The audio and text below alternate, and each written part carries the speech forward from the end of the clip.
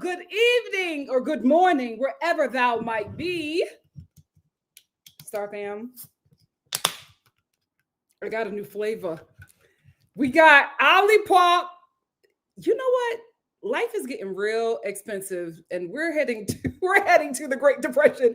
Maybe I need to hold off on the Olipops, but I don't know. I got this Olipop thing for some reason. It's not an ad. They need to sponsor me at this point, but I think they won't because I don't like all of them. Anyway, we're trying a new one. It's called Ridge Rush, a new kind of soda. I don't necessarily know what the flavors are. I just like the color. It says Thrill Seekers. This one's for you. An exhilarating fusion of lemon, lime, and orange juices creates an energizing blast of flavor that'll gear you up for your next adventure. Oh, okay.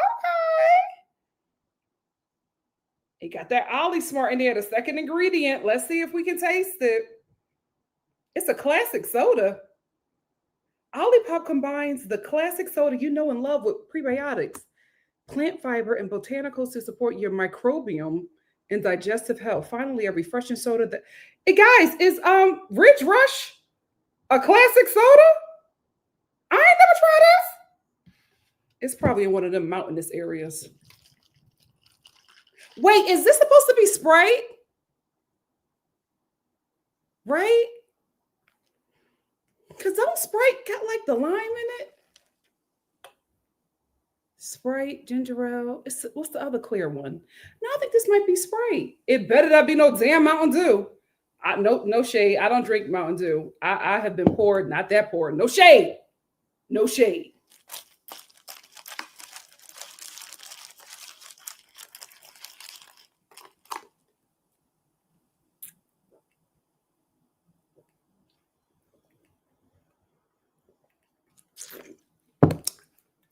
That's supposed to be Sprite. That's supposed to be a Sprite. I shouldn't have took a big gulp. That is supposed to be Sprite. It's not bad. I don't know if I would do that to my esophagus again, but it's not bad. It's not bad. Okay, so Ridge Rush. Ridge Rush, I guess it's supposed to be Sprite.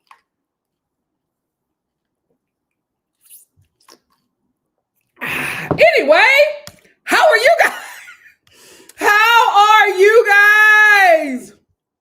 How are you guys? You know, I do want to say this. As a kid, yeah. I tried Mountain Dew as an adult, and I was like, what the hell was I on? What the hell was I on? Anyway, child, let's get into this. Hi, I'm Nikki.Star. If you're new here, I do comedic reviews of some of your favorite reality TV shows. Normally, I sit and I talk before for about 5 or so minutes to let everybody come on in the room. You'll know that song if you're not a newbie. After I do my live review, I then talk to the Star fam for about 2 to 2.5 hours. One time we were here for 4 hours. You don't have to be. So just know when you look at my video and you say, oh my God, it's 2 hours, I'm chitting and chatting with the Star family for 2 hours. The review is normally like 30 minutes or so. If the season is a bit juicy, it might go over 30 minutes. If it's a snooze fest like these last 3 episodes, it might just be 10.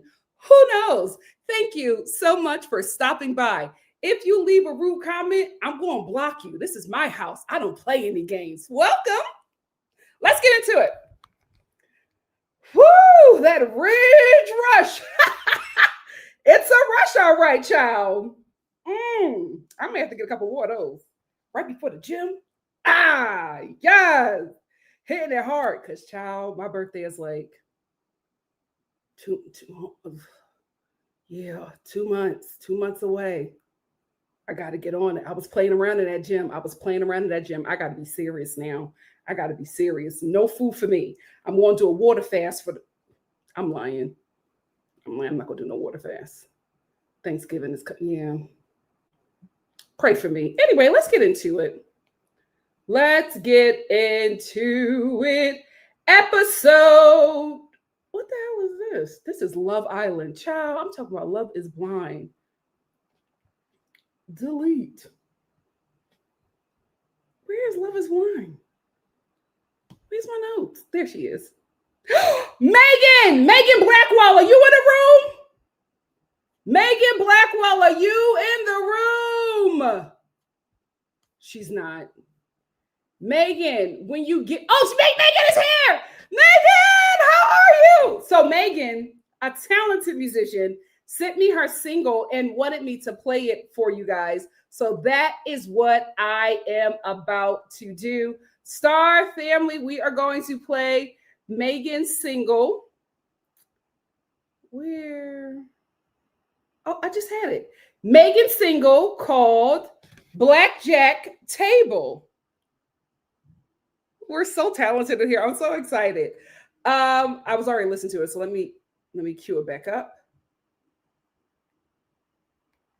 And Megan, plug all your stuff in the comments so the Star family can support you and everything. Yes, she's here. She's here. So the Star fam can support you. I'm about to play it right now. Good job, Megan. We are so proud of you. You are so talented. Thank you so much for sharing your gift here with the Star family. We love to support and help everyone within the Star family because why not? Why not? We're a community, right? Let's support Megan. The song is out on all streaming platforms. It's a great study. It's a great study, a song to study. Y'all get what I'm trying to say. Like, when you're studying, you need some music in the background. I think this is great for that. I think it's also, I'm loving the vibe of it. It's also great for all of, I don't know if this is what you want to do, Megan, but I was absolutely thinking of intro music. I was also thinking of like, there's a riff in there that is very like 90s sitcom coded and just, you're very musically inclined and just extremely talented. But excuse me, I was just saying like what I could hear and what I could see it on. As you know, I'm a visual person. So I'm thinking of where I can see your music. Whatever you want to do with it, you'll be very successful because you're extremely talented. And I'm so thankful that you decided to be a part of the Star family. So congrats, Megan. We love you. We're going to support you. Download the song, stream the song wherever it is available. I've been streaming it all day on Apple Music because listen, if don't nobody listen to it, you're going to get some coin off of me. Again, Megan, thank you so much for sharing your talent with us. We love to support. Yes, and Megan said I'm open to all platforms, whatever it is. Whatever it is. Yes. You could do so many things with it, but we love you, Megan. Thank you so much for sharing your talent with us. Now, let's get into this dry season, child. Love is Blind. This definitely should have been an email. Like, are there just some seasons you're afraid of scrapping? You have so many seasons already backed up. Like, you could have skipped this one. I do not think that anybody's getting married this season. I do not think that anybody's going to get married this season. And if they are getting married this season, they will be divorced by the reunion. None of these people seem like they even really like each other. It just does not make sense, the couples. No, there's no couple to root for. There's nobody on a journey on this show that I'm interested in because I think they're all making a grave mistake. For me with Love is Blind, I'm always just like, this is ridiculous. I can never play with marriage like this. But then you see some couples on here and you're just like, oh, this makes sense. Lauren and Cameron. I remember when we all watched this show and I was like, this is ridiculous. A ridiculous concept. Nobody's going to get married. Then Lauren and Cameron started vibing in the pods. And I was like, oh, what's this? You know what I mean? It could happen. I will give this show that. Lately, it seems like they've run their course. It seems like they need to just let it go because at this point, it's becoming a lot like The Bachelor and The Bachelorette and Love Island. People know that you can get some kind of famous from this show. some kind of instant fame. So I feel like a lot of people are coming on this show to just platform themselves. And I don't really think, especially for the men, that they are here to find a wife. Not everybody's going to be Brett and Tiffany. You know what I mean? I don't think that these men are here to find a wife. I feel like at this point, Love is Blind is becoming a show where men can easily sleep with women for a period of about 3 or so weeks, and then get to the altar and be like, I'm nervous and I don't think that this is something that I should do. Knowing good and well, he did not want to be married and he did not want to be with the woman that he wanted to be with, but he can get on TV, get some money, get a bit of fame, and get the bang a chick that he's going to drop in 3 weeks. That's what it's looking like. I hope none of these people get married. It seems like a few of them are making it to the altar. Why? Why? Let's talk about episode 7. I hate when women make me agree with a man. Like, that bothers me so much because I, as a woman, know that we're superior. Right? I know who we are. I know who we are. So when you have me agreeing with a man, you've done something terribly wrong, mama. So Madison, you're getting on Joe's nerves. And no shade, girl, you getting on mine. The freakouts and the crying every 5 seconds. He is drunk. Joe is drunk. Why are you trying to have a serious conversation with a man that's clearly drunk? He don't know where he at. He doesn't know where he's at. Why are you trying to have a conversation about your relationship with him? And then you're breaking down because he's incoherent. Well, he's drunk. That's what happens. That's what happens. I'm actually shocked because you don't give me no shade that you date sober men. You don't give me that you date men who don't drink. So I just don't understand why you are so confused. Where's Jugs? There she goes. I don't understand why you are just so confused by Joe in this moment. And she keeps on crying because, Joe, you're not laying. I'm trying to talk to you. And he's like, what? I don't know. What are you saying? What's going on? I'm trying to help. She is like increasingly getting upset with him because he is not paying her attention because his head is not clear. He's intoxicated. How she cannot see that. And also he keeps on saying, he's like, I'm drunk.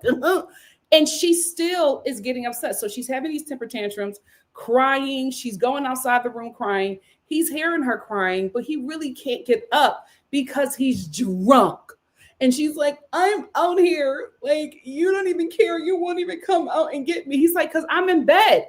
I don't think it's because he doesn't care. I feel like in his drunkenness, he is just not coherent. And this probably isn't the best time to have a serious conversation with him. If you was really on that type time as a woman, that would have been the time to ask him how he feel about you. You'll find out everything you want to know about that man when he's drunk. That would have been the time. I would have been like, do you want to get married? How do you feel about me? Am I your type? What did you initially think of me when you saw me? I would have asked him all of those questions. Instead, you're looking for him to baby you and pick you up and carry you to bed. He can't even walk.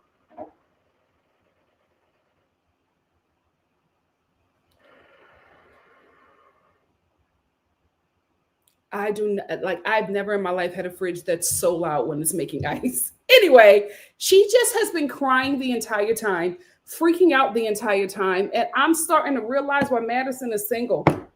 Girl, that's a lot. As a woman, you getting on my nerves. I'm starting to be like, Joe, maybe you should bounce. It's too much, too soon. And listen, maybe you're going full force and trying to show this man who you are. But girl, you gotta calm down. It's too much, not even for this process, just for like a relationship.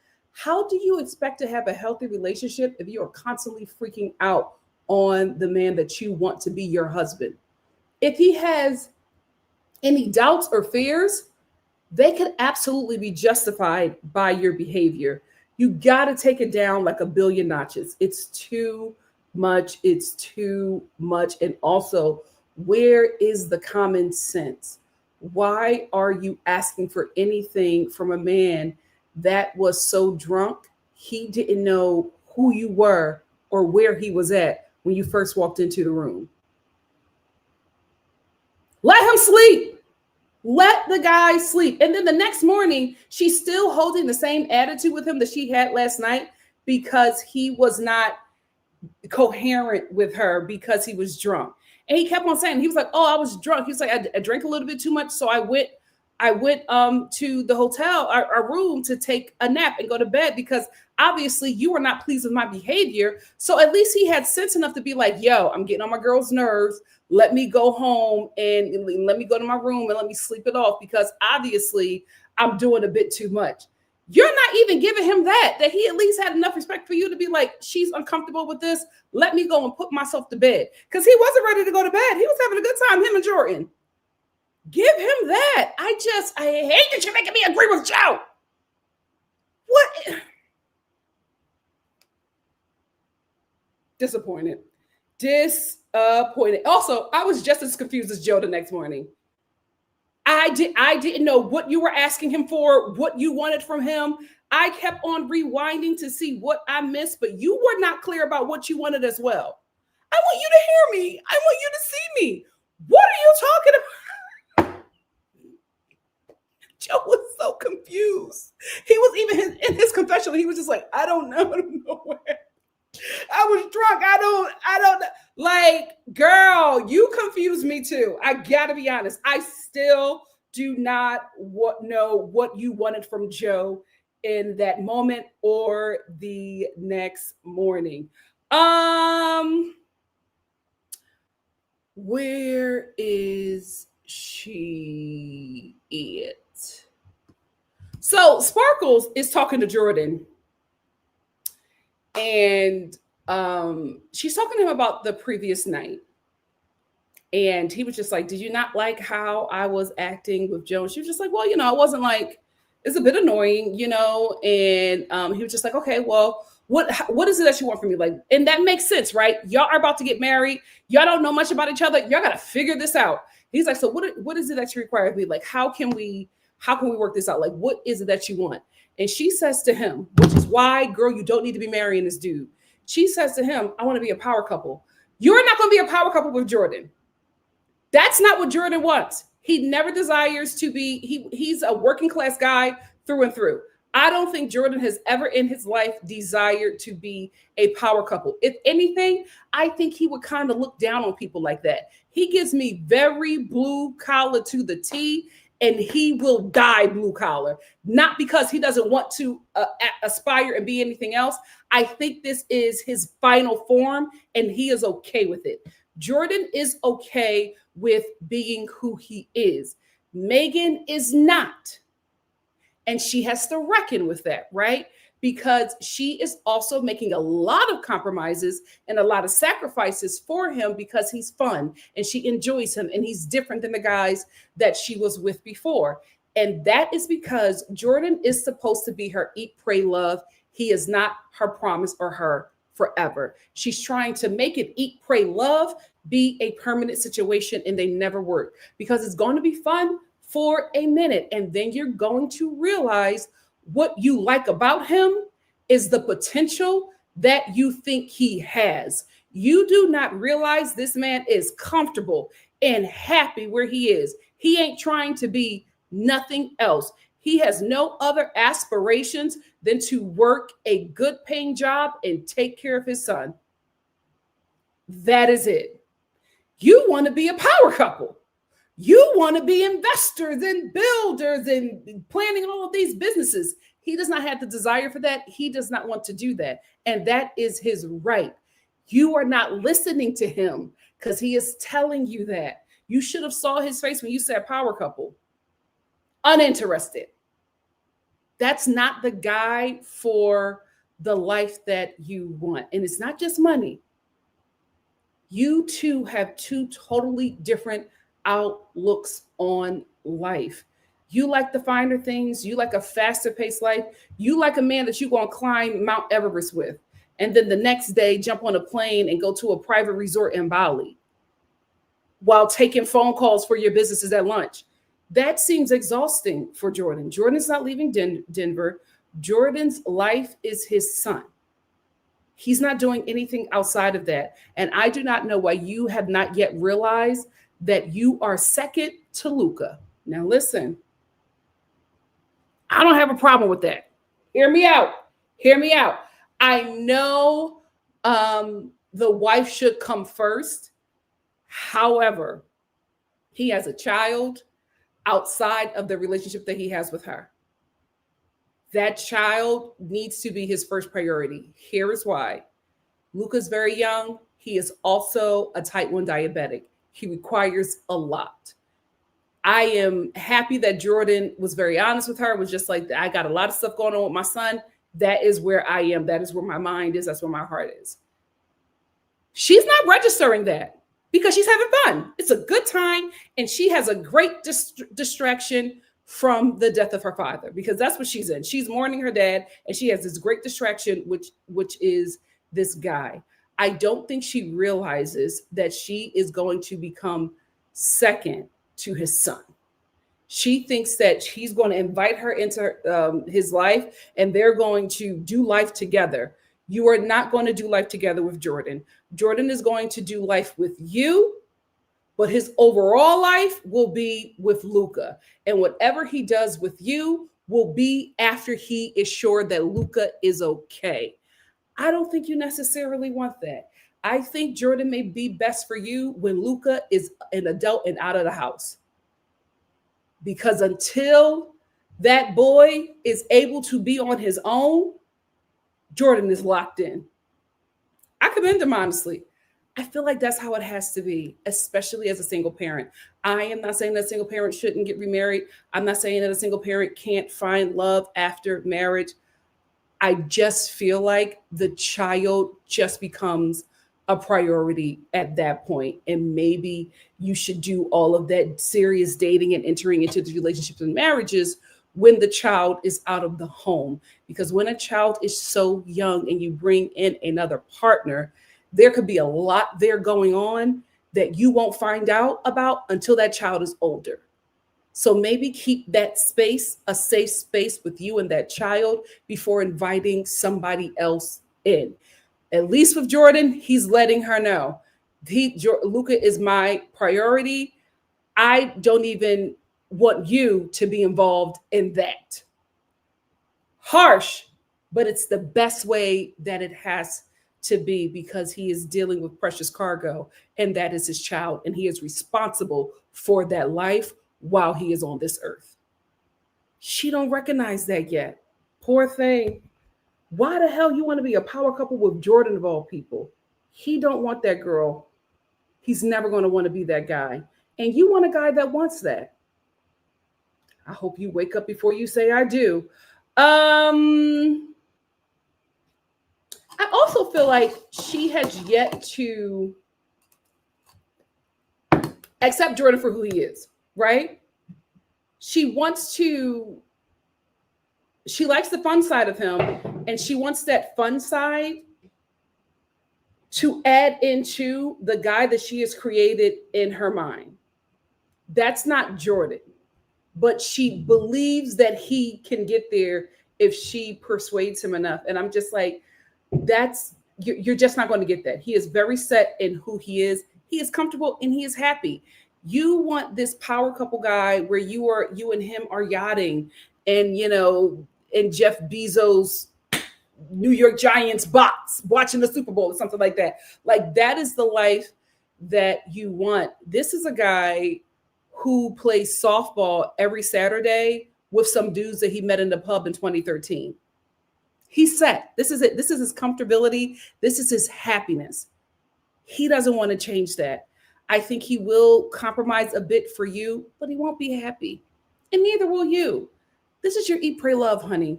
It is not your forever. You gotta let it go.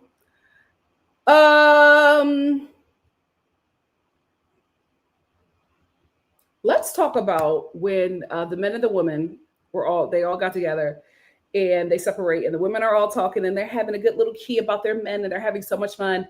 And the guys are talking. They're all talking about their relationships, but they're talking about their relationships in two very separate ways. The women are excited about the weddings coming up, love the men. They keep on talking about how great the sex is. As a woman, I don't believe y'all. I do not believe that these women are having the best sex of their lives. I think they're trying to convince themselves because they are late 20s and early 30s. I think they're trying to convince themselves that this is the best it will be. And they can make him a better lover. I don't believe it, because one thing I know is, as a woman, especially if you got a man that's putting it down, you're not telling your business. You're not telling that to nobody else, because what you don't want is for the next heifer to try to find out if it is what you say it is. I don't believe none of them. I'm like, every time y'all sit there, you're just like, oh, he's such a great lover.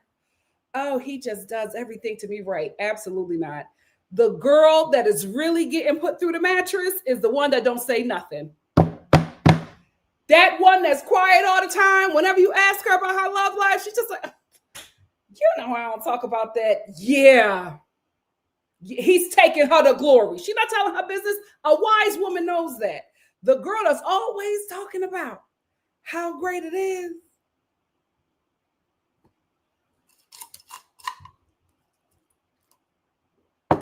You're lying, sis. Yeah, we all know. We all know. We all know. Anyway, they're all talking about how great their lovers are. And they're just laughing and, braiding each other's hair. And the men are all freaking out because the weddings are in like 3 weeks. None of them are ready. It's silent over there. It is so silent in the men's conversation that you could hear the wood and the fire crackling. That's how quiet it is, because it's starting to set in with them that they're going to have to make a decision in 3 weeks. And the girls are sure, they're ready to go. The men, not so much. They all sweating. Nobody's talking about how good the sex is with their women. They're all like, oh, the wedding's in 3 weeks.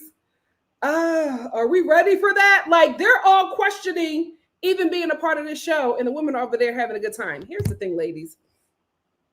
Let's talk honest.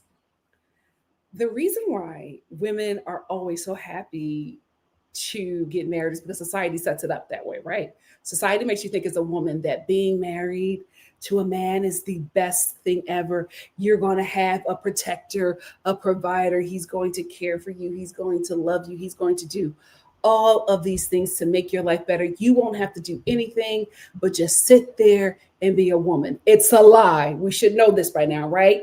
We should know that it's a lie. It's the great lie. That's why you are given everything you wanted up to after you say I do, right? So that wedding is so grand. They say whatever she wants, write the check, give her whatever. It is her day. They say screw the man, the honeymoon is for him, but for you, it's the wedding. It's all about the woman. Whatever she wants, she gets. And we're raised to think about that day, our wedding day, for the rest of our life until we get married. We're raised to think about the dress and the music and how beautiful and angelic it will be, because society wants us to be completely caught off guard when we actually get into that marriage. Because when you finally get into that marriage, you as a woman will realize, oh, it wasn't a wedding after all. It was a funeral. You're the only one in that relationship dying, sister. You are the only one in that relationship dying. That's why they give you everything you want. Whatever you want to eat at the wedding, it's yours. Whatever cake you want to eat, it's yours, because it's your last meal. It is your last meal as this person.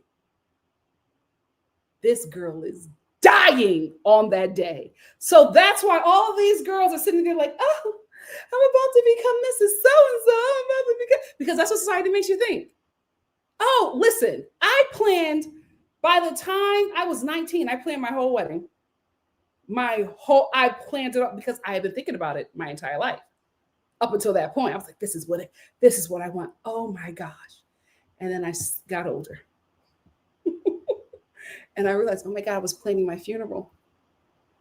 Now, are all marriages like this? Absolutely not. A very small percentage, women, we got to be honest, a very small percentage is, because that is how society sets it up. So these men are sitting here being like, oh my gosh, they are the only ones who know that this is it, right? Not necessarily a death for them, but now they have a responsibility they never wanted.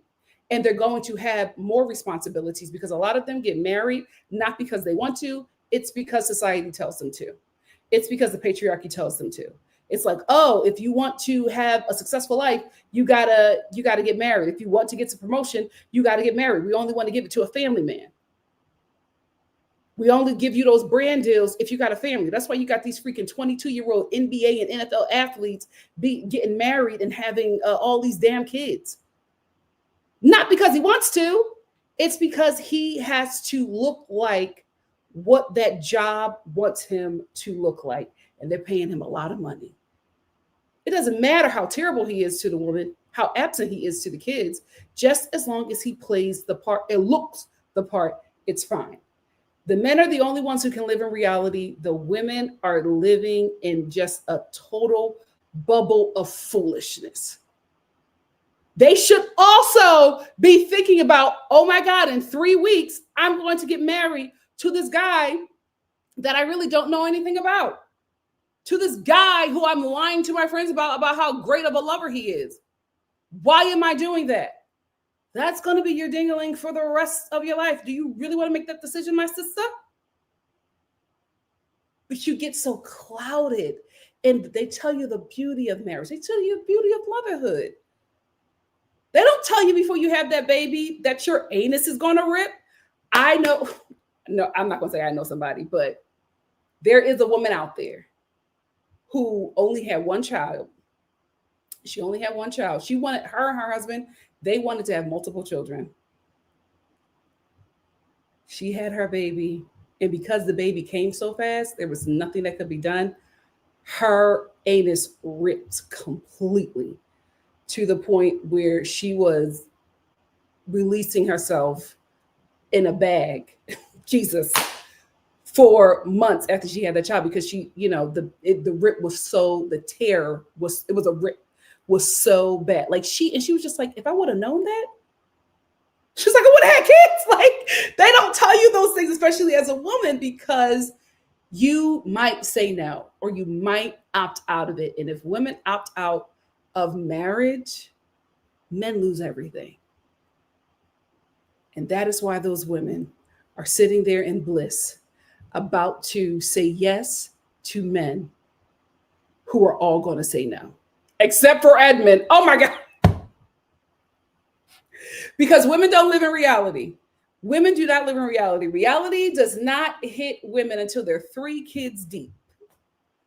Looking at that balding man with that dad bod and being like, this is my future. We do not live in reality. So that is why they are having 2 separate conversations. And it is purely a mirror on what men and how men and women think and how they see the world under patriarchy.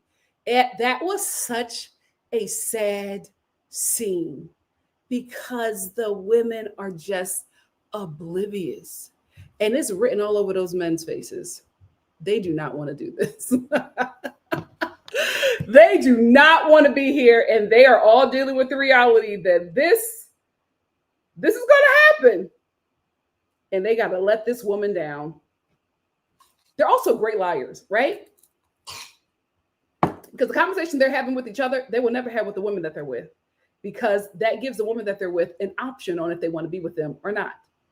And they know that probably a lot of them would opt out of being with them. So they're not going to tell them the truth. And they're going to put on this mask, continue to sleep with them, lie to their family and friends, and then get at that altar and say no. And nothing is going to be done because they are always protected and easily forgiven. And that woman's going to feel stupid, taken advantage of, and will blame herself. Tale as old as time. Tale as old as time.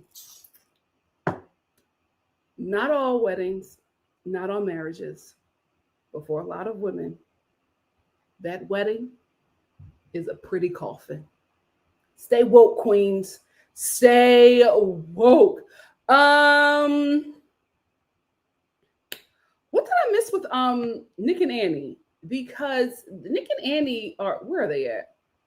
The MAGAs. So Nick and Annie are having a conversation in their room, and Annie just starts crying, and she's just like, "I'm here for you. I'm like, I love you so much. I don't need you, but I love you so much." I'm like, what did I miss in this conversation? Did he say that he wasn't all in? Because I feel like he's been telling her that he is all in, that he wants to do this. What did I miss? Please let me know, because she just starts crying out of nowhere and like chastising him and being like, "No, I don't need you. I don't want you. No, I don't need you. I have a life. I'm happy without you, but I want you. I love you so much. I need you." Annie is always drunk. Is she always? I don't know. I don't want to say that the lady is always drunk. I will say she always seems like she's drunk. I feel like she got a little mini bottle, a Hennessy, a vodka, like in her bra, and like every in between shots, in between scenes, cause she's always eyes always half masked. She'd be drunker than Joe. Anyway, please let me know what I missed in their conversation, because I just don't know why she was mad at him. Me and Nick were confused. He was like, "No, I want to do this. I'm sure about you. I'm serious." What did I miss? Because I did not watch this with subtitles. So maybe I missed something. Let me know. Shout out to Netflix. Thank you. I have no beef with y'all. I would love to work with y'all again. They pay on time. Sometimes they pay early. Listen, say what you want about them, but I ain't got no problem with them. I will say just a little critique. Your subtitles be off, girl. I don't, are you not paying the people to do the work properly, or are you, is this like a rush job? I have watched several of your shows, and what you be saying that people are saying, that's not what they saying. So maybe let's reconfigure the computer or something, because it be way off. But anyway, let me know what he said to her that set her off, because I couldn't find it. Did she say that she was all in and he said that he wasn't? But how are you so in love with him? I don't think that anybody getting married is actually in love. I think that they'll find it later in the relationship. But how are you so in love with him and you've never loved anybody as much as you loved him? That's weird, Annie. That's weird. Even for you. That's weird. Or maybe this is something that you said when you weren't sober. Put down that vodka. You and Joe, it's getting weird. It is getting weird. Let's get into episode 8. Where are they?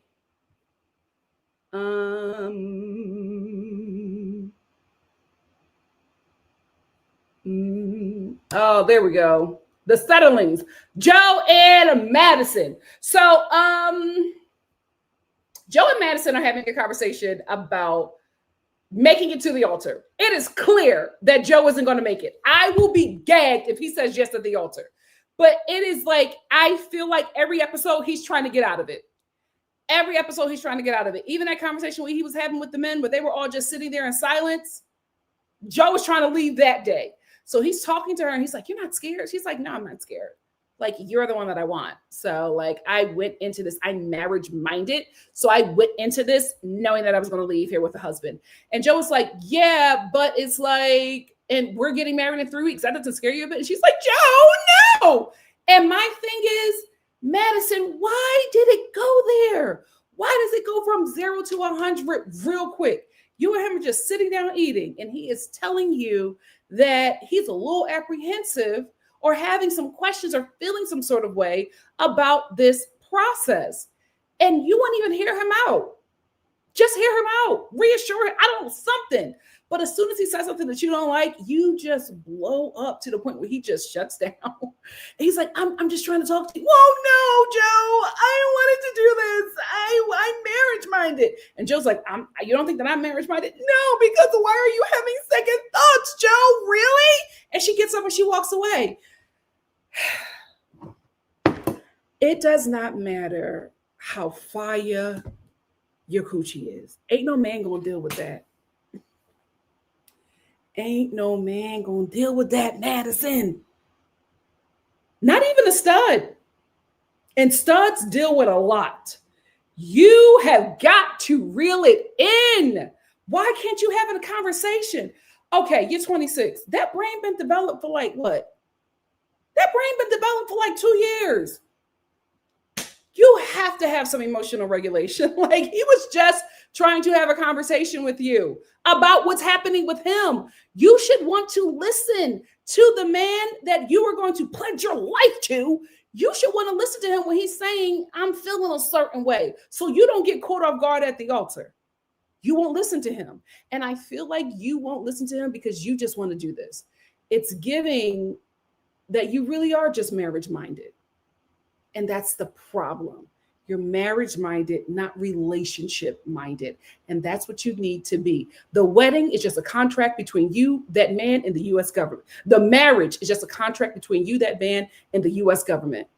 The relationship is what y'all have to work on daily. Talk to this man. See where his head is. Because when he says no on wedding day, you're going to be caught off guard. You know who won't be caught off guard? The audience. We're going to be like, oh, makes sense. Listen to him. I feel like you don't want to because you don't want to get the answer. You don't want to listen to him because if you get certain answers, you know that you're going to have to leave, or you know that he's going to end up leaving. And you just want to prolong it. And listen, you are a pretty girl. I don't think you have to like go through this. I think you'll find somebody else. You know what? Will he stay? Girl, you got to work on that. You got to work on that. And I'm not male censored. Ew. But I will say you blow up a lot. It's too much. It's too much for me, and I'm watching it. I can only imagine what he's dealing with living with you. It's too much, mama. It's too much. Just have a conversation. All they do is fight and have sex. Y'all don't have fun. When do y'all have fun? Outside of the bedroom. My God, today. Like, this is beyond a sign that you two don't need to get married. This is a billboard from space. Neither one of you should do this. I'm going to go out there and just say it. Neither one of you are ready for marriage. These two, no. Y'all need to revisit marriage at 35. Not now. Not now. The children that will be born between this union.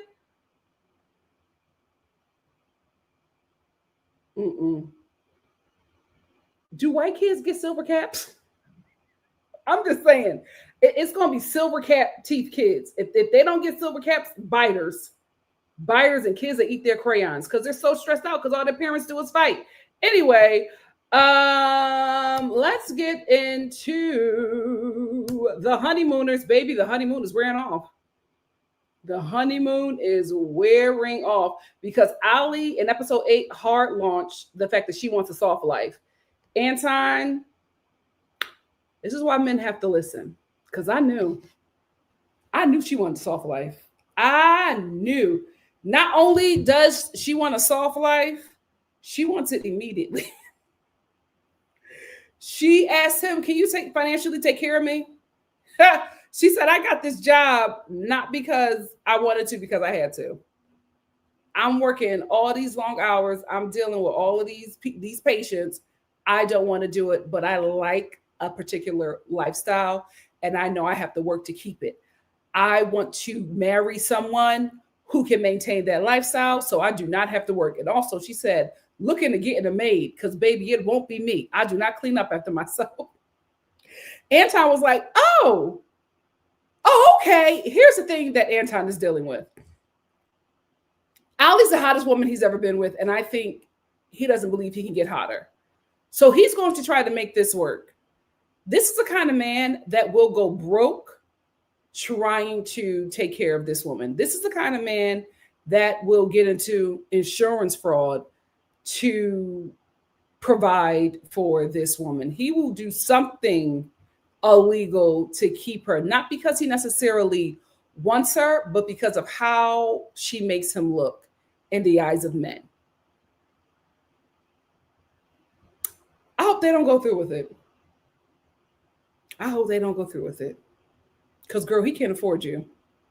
He can't afford you.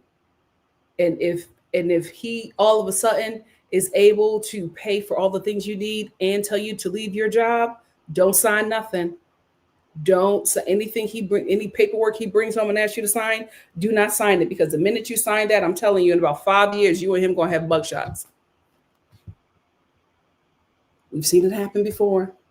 We've seen it happen before. Anton, save yourself a prison stint and walk away. You can't afford her.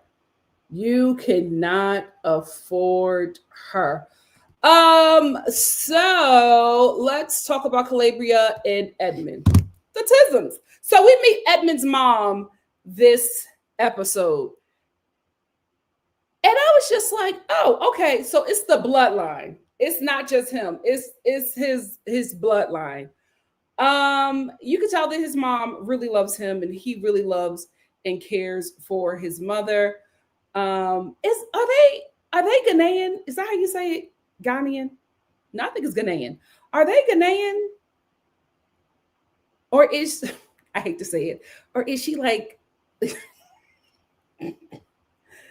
it's real specific, but I don't want to drag nobody, but it's a real specific, like, Black American who likes to go back to the motherland and connect with people who they believe that they are from. We don't know. We have no idea. We have no, they tell us we're Nigerian. They'll tell us we're Nigerian today. Tomorrow we're going to be Kenyan. We don't know. We just know that we came from some Black people over there, right? But there are, certain Black Americans that just got to go back to the motherland and connect with a certain community that 23andMe told them that they were from. I wasn't sure. So let me know. Are they Ghanaian? Or does she just like going back to Ghana to like do a pilgrimage? Let me know, because I got to tell you, she gave me Black American. If she's Ghanaian, how long has she been here? She has a Black American cadence. Like, everything about her to me was given Black American. And I was like, oh, why y'all going to Ghana? That's where y'all from. They don't give me, how long have they been here? She got to be a fourth generation. She can't be first gen. She too acclimated. Let me know. So anyway, she keeps on talking about, how she's going to take the grandkids to Ghana. And I was like, are we going back home? Or do you have like an organization? What's happening? Is it a church? Let me know. But she seems to hit it off. Calabria seems to hit it off very well with Edmund's mom. And here's the thing. I think Calabria is probably the most sensible and probably the most baddest girl he's ever shown his mama, because she's not letting Calabria go. Like, she's all there. She's invested. Let me tell you something. Edmund is absolutely her baby, because both of them, him and his mama, cried at this meeting with Calabria. Here's the thing about Calabria, and here's why I feel like she's going to say no.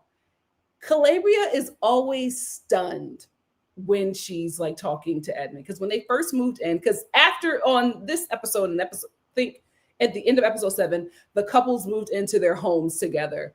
that they're going to be living in. And Edmund decided that he wanted to get in a closet because he was just like, I've never lived in a home that had a kitchen, not the closet, the kitchen cabinet. He was like, I never lived in I never lived in a home that has such big kitchen cabinets.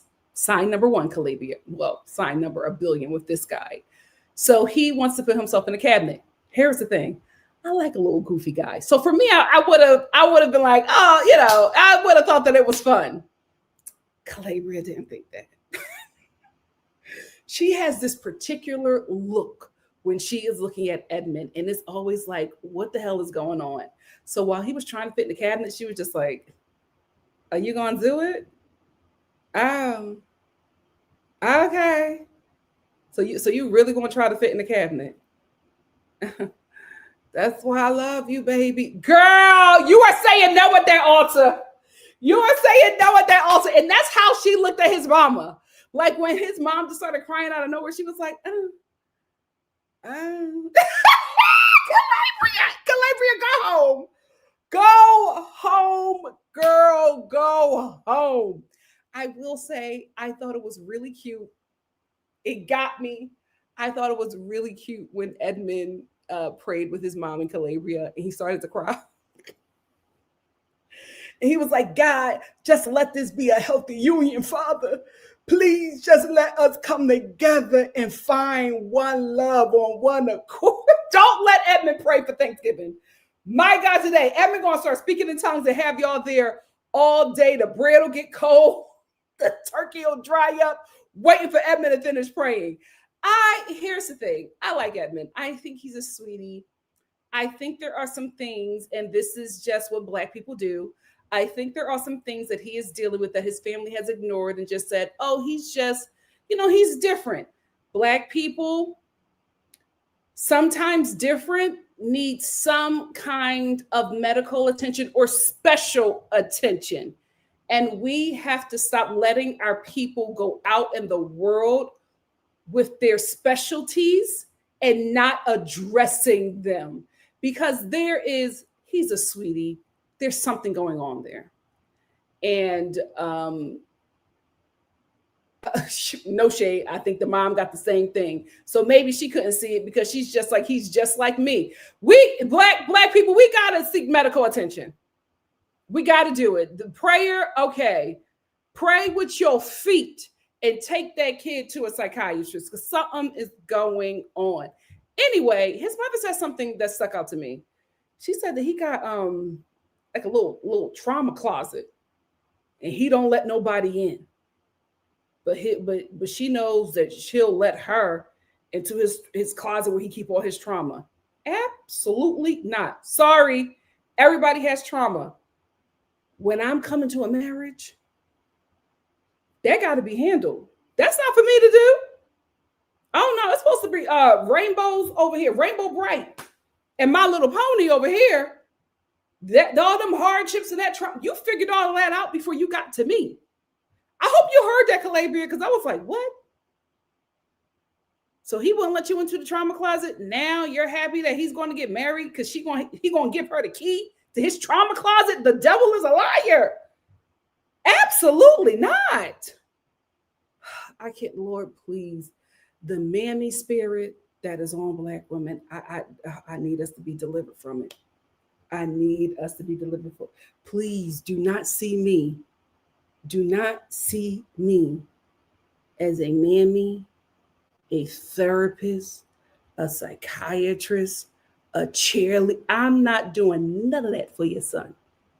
Absolutely. Now, I might cheer him on if I'm proud of him. You know what I mean?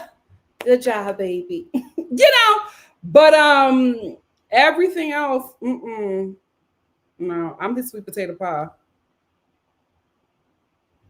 I'm his sugar pie honey bun. That's it. I'm supposed to be put on a mantle and worship. Let me stop. Woo! Know your worth, ladies. Anyway, I just thought that it was so odd that she said that. And I hope Calabria heard her. You don't want that key. He got a lot going on. You do not want that key. If these two get married, well, Another black love couple bites the dust. My God, today. Let's get back to the settlings. So we go to see Joe's apartment.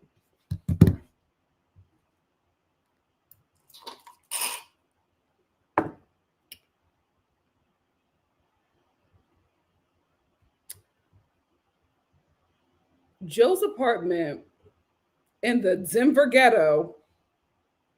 I said, "Oh, Denver got a ghetto? Okay." No shade, Joe. It just didn't give me the apartment of a man that wants to be head of household. That Great Depression apartment, I was just like, no way you brought a woman back here. No way. That is strictly a home that you just live in and play with yourself. No way you bring women back there. And Madison was just like, oh my God, look at your soul. So cute. Girl, that's the provider's home. That's the provider's home. Why are you laughing? I would have immediately been like, listen, first of all, we have to leave this apartment. And as soon as you left this apartment, I hope you shook out your purse and your jacket. I'm sorry, Joe. It looked like you got roaches. No shade. No shade, but shake everything when you leave that place. Anyway, I would have been like, oh, we have to go somewhere and sit down and talk finances immediately. How do you not have that conversation? You're looking in his fridge being like, oh my God, it's all meat here. This is not a regular bachelor pad. A bachelor pad of a man that says that he's ready to be somebody's husband and father and provider. His place don't look like that. I told you, my bestie, I knew. I said, oh, you're ready to get married. Because he had a roommate, and then he was just like, you know what? It's time for me to get my own place. And I said, okay, because that's what you're doing in LA. Like, you live with roommates, and then you get scammed so many times by roommates. You're just like, I want to get my own place by hook or by crook. So he got his own place. All of a sudden, he became David Totera, fixing that place up, getting all these plants, nice cookware. I said, who is this? You the paper plates boy. You the first. How I knew that the Dollar Tree had pots and pans was because of him. He was getting his pots and pans from the Dollar Tree. All of a sudden, he's putting up these Sammy Davis Jr. paintings, and I'm like, somebody's ready to be a husband. He's like, Nikki, shut up. You don't know what you're talking about. A year later, he was walking somebody down the aisle. So there are signs that this man is ready to become a provider, head of household, a papa. That was not a sign. That apartment was not a sign. That apartment was not a sign. OMG. It was terrible. No shade, you can get a nice studio. It wasn't the fact that it was a studio. It was that it just looked like a Swedish prison. And I'm like, why are you on this show, Joe? Are you just here for exposure?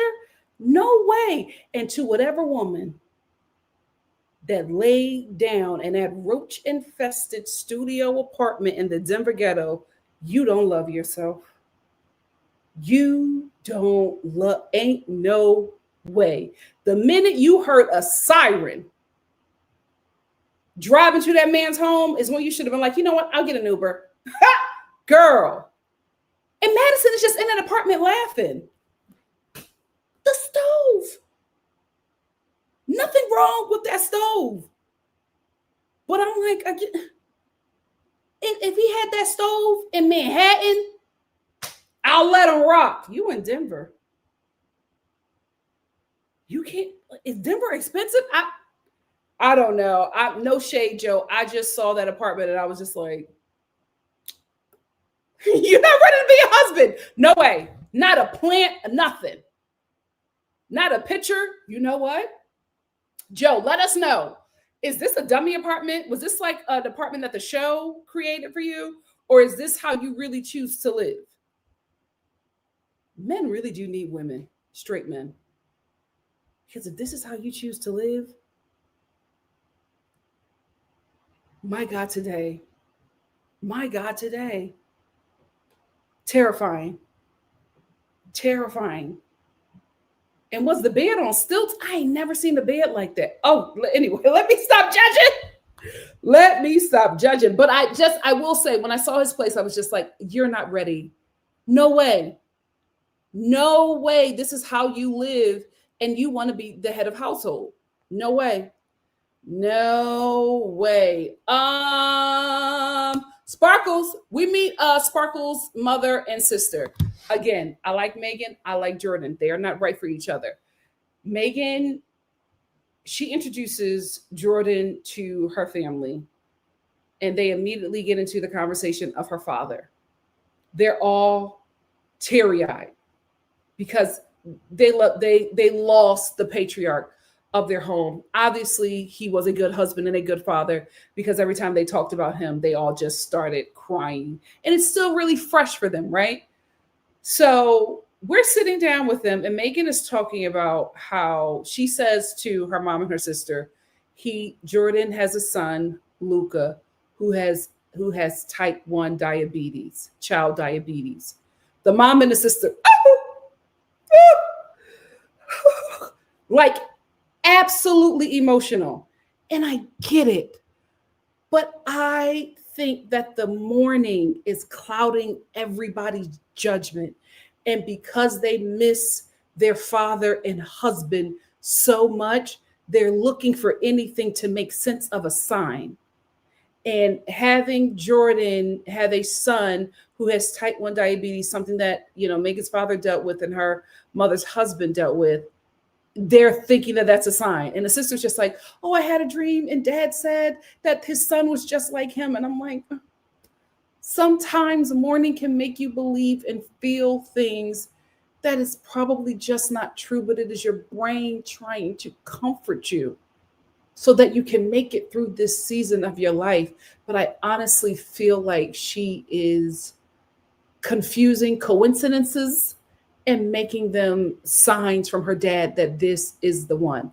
Now, I could be wrong, and I hope I'm wrong, because she really wants this.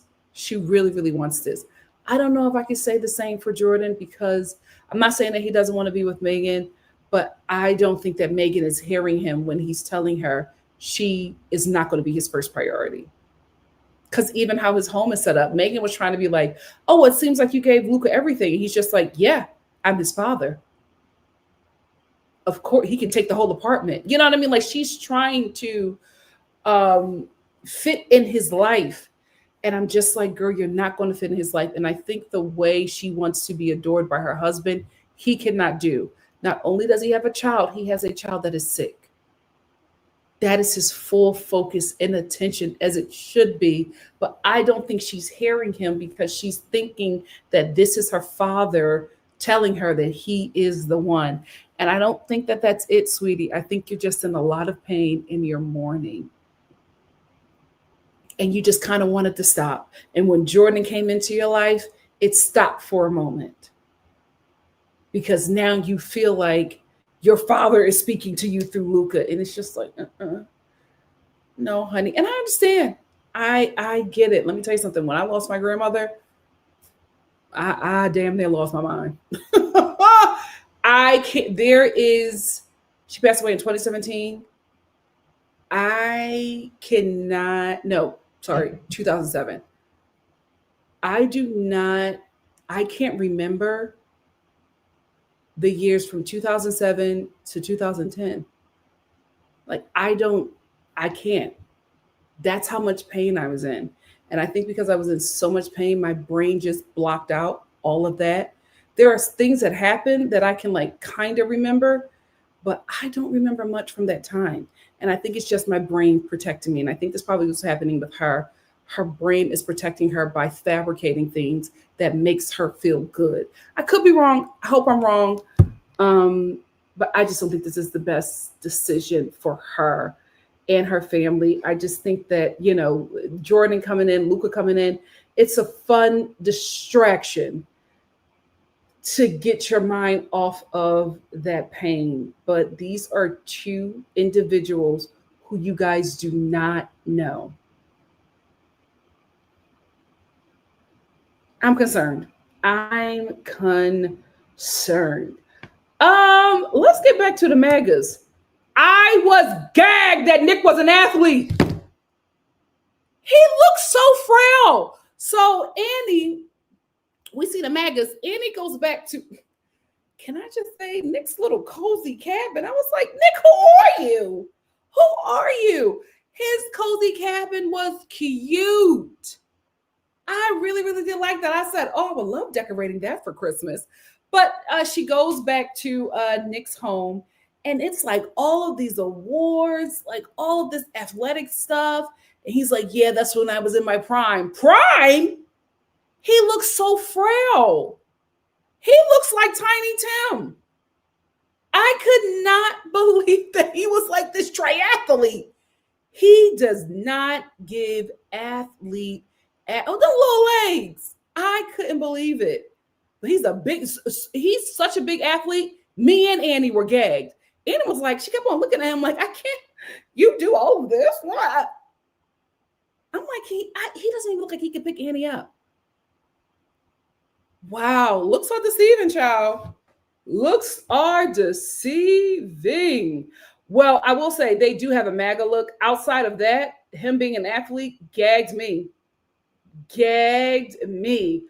So Madison meets Joe's family, and she is selling herself hard. And I feel so bad because Joe's family knows that he's not going through with this. They're just being kind. They know him. They know him. Joe's not ready to be nobody's husband. Absolutely not. Joe's looking for a mom. Joe's looking for a mom. He's looking for, because especially when I saw that his mom was there with her ex-husband and her new husband, I said, there it is. There it is. Child of divorced parents, mama moved on, daddy did. There it is. But I just felt bad for her because she was absolutely trying to sell herself to this family. And I'm like, girl, oh, you wasting your breath. They knew. That's why they didn't try to get to know her. It was just a real generic beating. They knew. The family always knows. Poor Madison couldn't see it. Anyway, now we get to meet the honeymooners' friends. So in this episode, we meet Anton's bestie and his girlfriend. Yikes. The bestie, he's a fun guy, a cutie too, but he's a fun guy. He was really selling Anton to Ali. He did give party guy. I was actually just like, how did this guy and Anton become friends? But the more the friend talked, the more things started to slip up. And he was talking about how they used to work at McDonald's because Ali worked at McDonald's as well. And her and Anton have a very immigrant first gen story. And that's how they really came together as friends, as, you know, friends to lovers. So they're talking about that. And the friend is just like, oh, yeah, McDonald's, where we used to work at McDonald's, we used to shut it down. And we used to, you know, be drinking for 3 or 4 hours. And I was just like, oh, really? Here's the thing. I wouldn't have thought that that was an issue. But Ali was just like, he never told me anything like that. He never told me that he would do anything like that. I will say, Ali, that was when he was very, very young. He's not currently working at McDonald's, so I don't think that he felt like in this process that that was important information. But she made it seem like it was an issue initially, right? Then she decides, Anton's bestie's girlfriend goes to the bathroom. Ali goes with her. The girlfriend decides to drop all this tea about Anton. And I'm like, girl, I don't think that's going to go over well with Anton's bestie because it seems like she likes the bestie, Anton's bestie, more than he likes her. They do seem locked in. They do really seem in love, but she seems to have accepted a lot of things from him. She says that him and Anton go to strip clubs and she doesn't like it. So she was just like, make sure, you know, they don't go to a strip club for the honeymoon, you know, for the bachelor party. Just let me know because, you know, they normally go to strip clubs and I do not like it, but, you know, my man still goes. And then she saw Ali's concern and the friend was just like, oh, well, that was when he was single. I don't think he'll do it now. Girl, you said enough.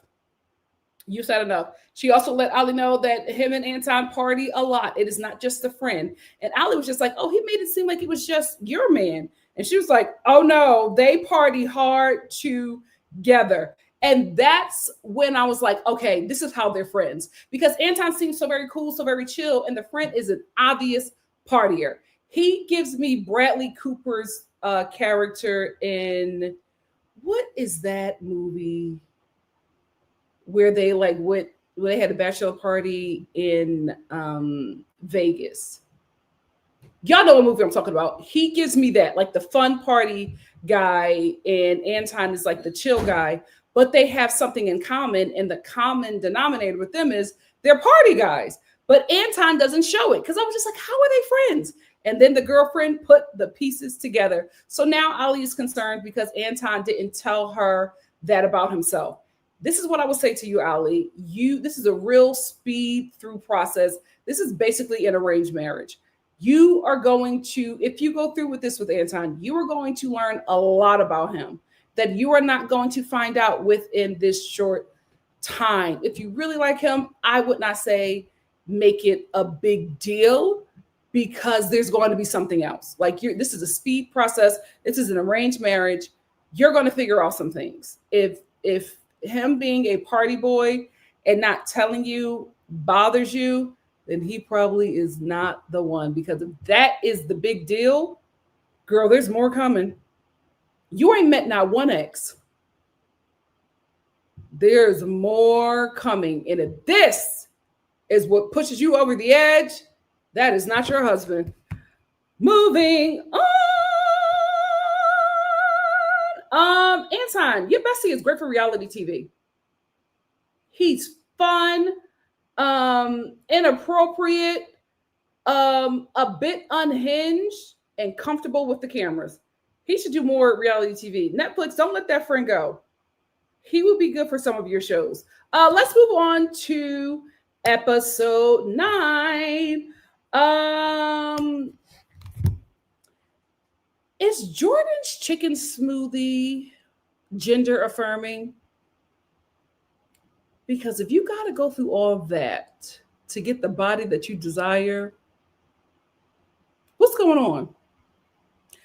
Do you guys know Jordan was plus size? If he was heavy set? Because that could be another thing. We have met a couple of men on Love is Blind who are I won't say have body dysmorphia, but are dealing with maintaining a certain kind of look because of how they looked prior as a younger man. So let me know. Let me know if he was a big boy before, because I was just like to go to such a drastic option for maintaining a certain look. You got to be way, way deep into the Fit Bro convos to find a chicken smoothie. I ain't never seen a gym bro recommend anything like that. Now, I've seen them have a raw egg smoothie, a chicken breast smoothie. And that comes out of your skin. In other parts, my God, today. If Megan likes it, I hate it. The emotions, they are going to look for homes because Megan ain't moving into Jordan's one bedroom with Luca, and she thinks, and Megan doesn't really live here. She has a home in LA. She's just staying with people while she's here in Denver, which is very weird to me. Why you would come on the show where you would be looking for a husband in Denver. Anyway, it gives me that she was probably cast for LA, couldn't do LA, so they said, can you do Denver? Anyway, so she is thinking about buying a home here for her, Jordan, and Luca.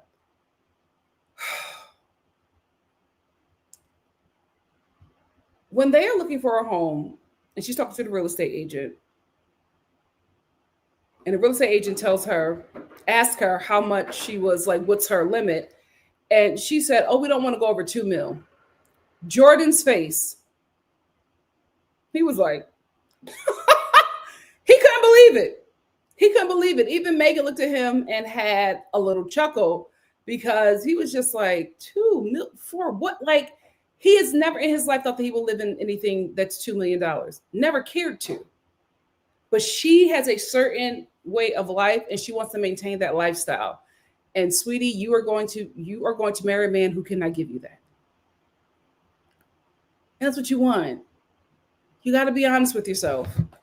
You got to be honest with yourself. Jordan's face basically gave, that's a lot of money, but okay, because you're paying for it. And he even lets her know, this is going to be on you. Like, I cannot contribute to this.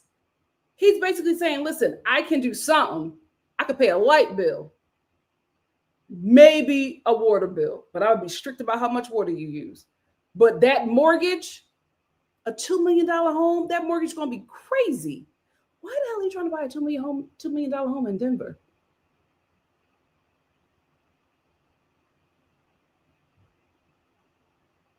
It's like trying to buy a $2 million home in Philly. I can't believe people are spending millions to live in freaking Kensington. Gentrifiers are lost. Anyway, and no shade to Denver. I'm not saying that it's like a bad place or whatever, but I'm just like, maybe I'm not aware. I just didn't know that place was like a high real estate place. You know what I mean? Like where you would drop 2 million because Denver is like such a prime location. I would expect that for LA. I would expect that maybe even for Palm Springs, New York. I just would never expect that from Denver. No, I don't, not offending anybody if you're from there. That was news to me.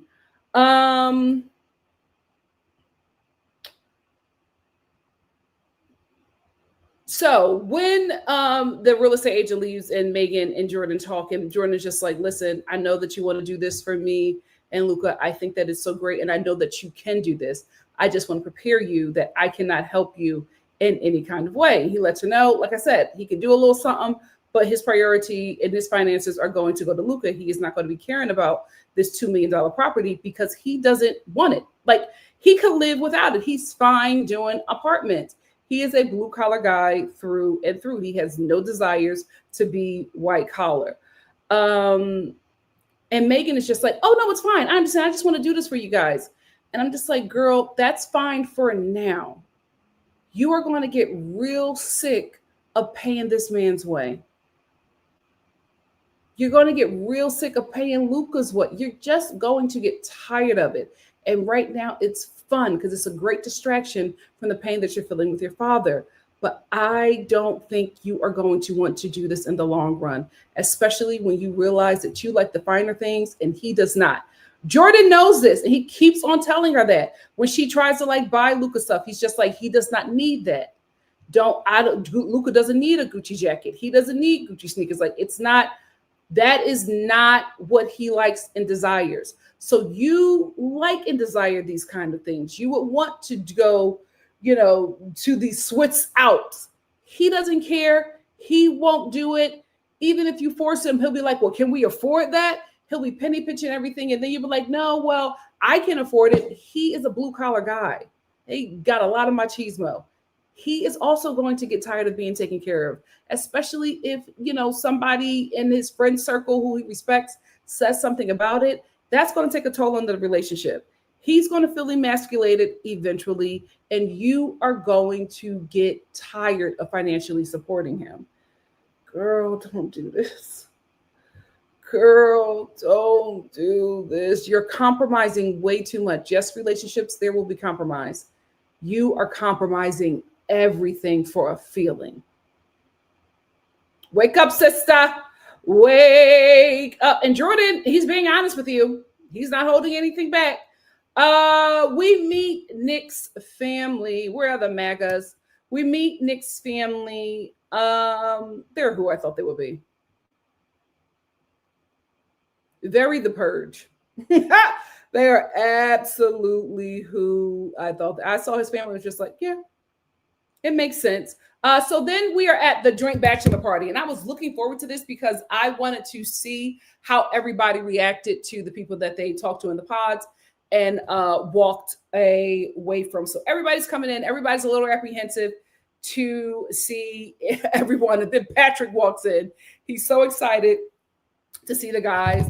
He is telling them about what happened with Casey. I still feel like Patrick is a bit delulu about his situation with Casey, because he's just like, yeah, we were still engaged when we left. And I'm like, no, you were not. She kept on telling you, I know she was telling you it was a show, but she was also letting you know when you said that, oh, can I see you maybe in a week? And she's like, no, don't come see me in a week. Like, she was letting you know. But he's talking about, yeah, well, we were still engaged when we left, and I kept on trying to see her. She wouldn't come see me. So finally, I just was just like, forget it. Let's just end this. Can I have the ring back? And she wouldn't give me the ring back because she said that this was an important part of the process. Casey was scamming. Casey got on this show just for exposure. She just needed to be on TV. I don't think Casey would have left with the husband had it been somebody that she was attracted to. I don't think she would have went through with the wedding. It had to be, if it was Nick, I think she probably would have done it. But Casey was playing. Casey came on this show to play. She was not serious. How you not going to give him back the ring? First of all, the ring is the show's. So how you not going to give that ring back? I'm mad she didn't show up. I wanted to see Casey. I wanted to see her, but I guess because she told Patrick that she was leaving because of the show, I guess the show decided to cut off communication with her. But my God, today she ghosted him and kept the ring. A true villain.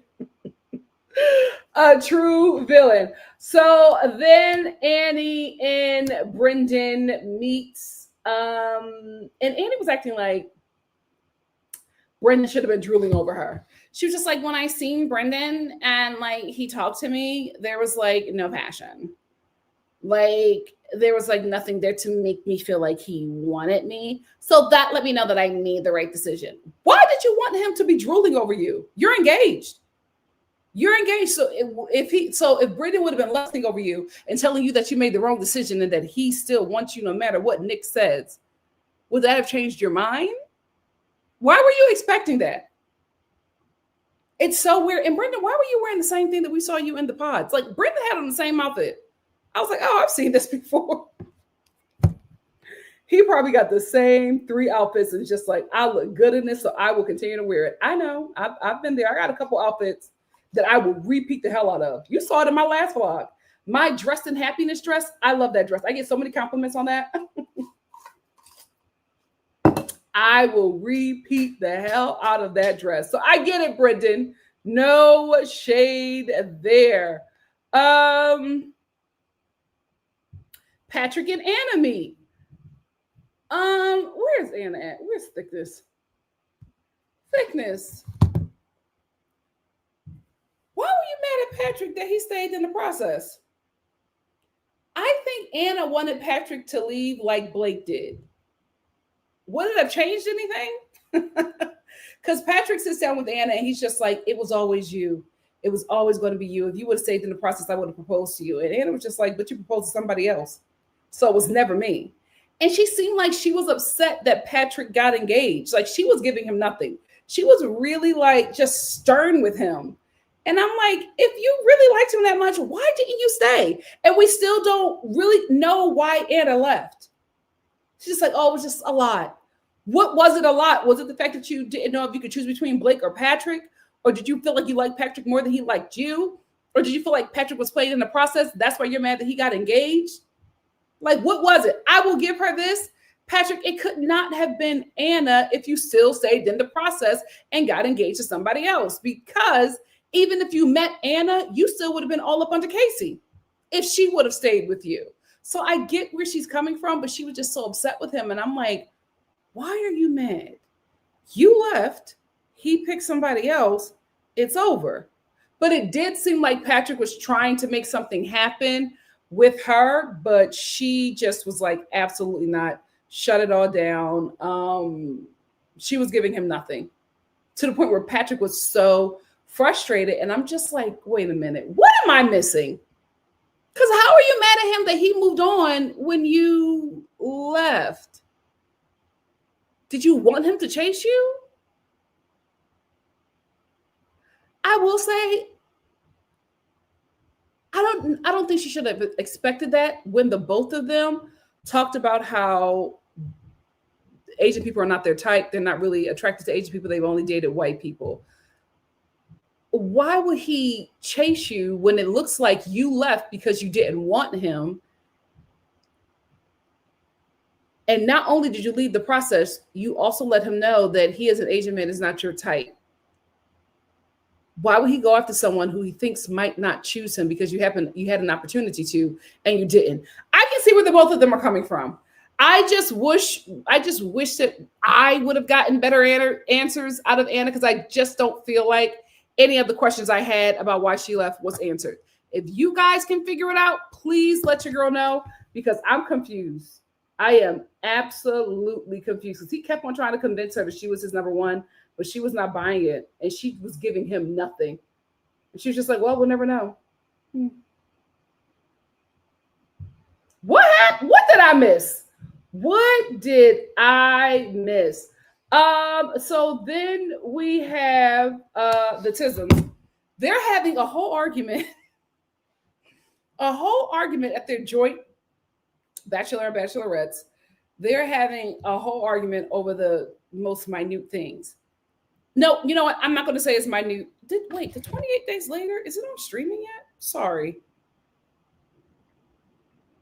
Because I want to watch that this weekend.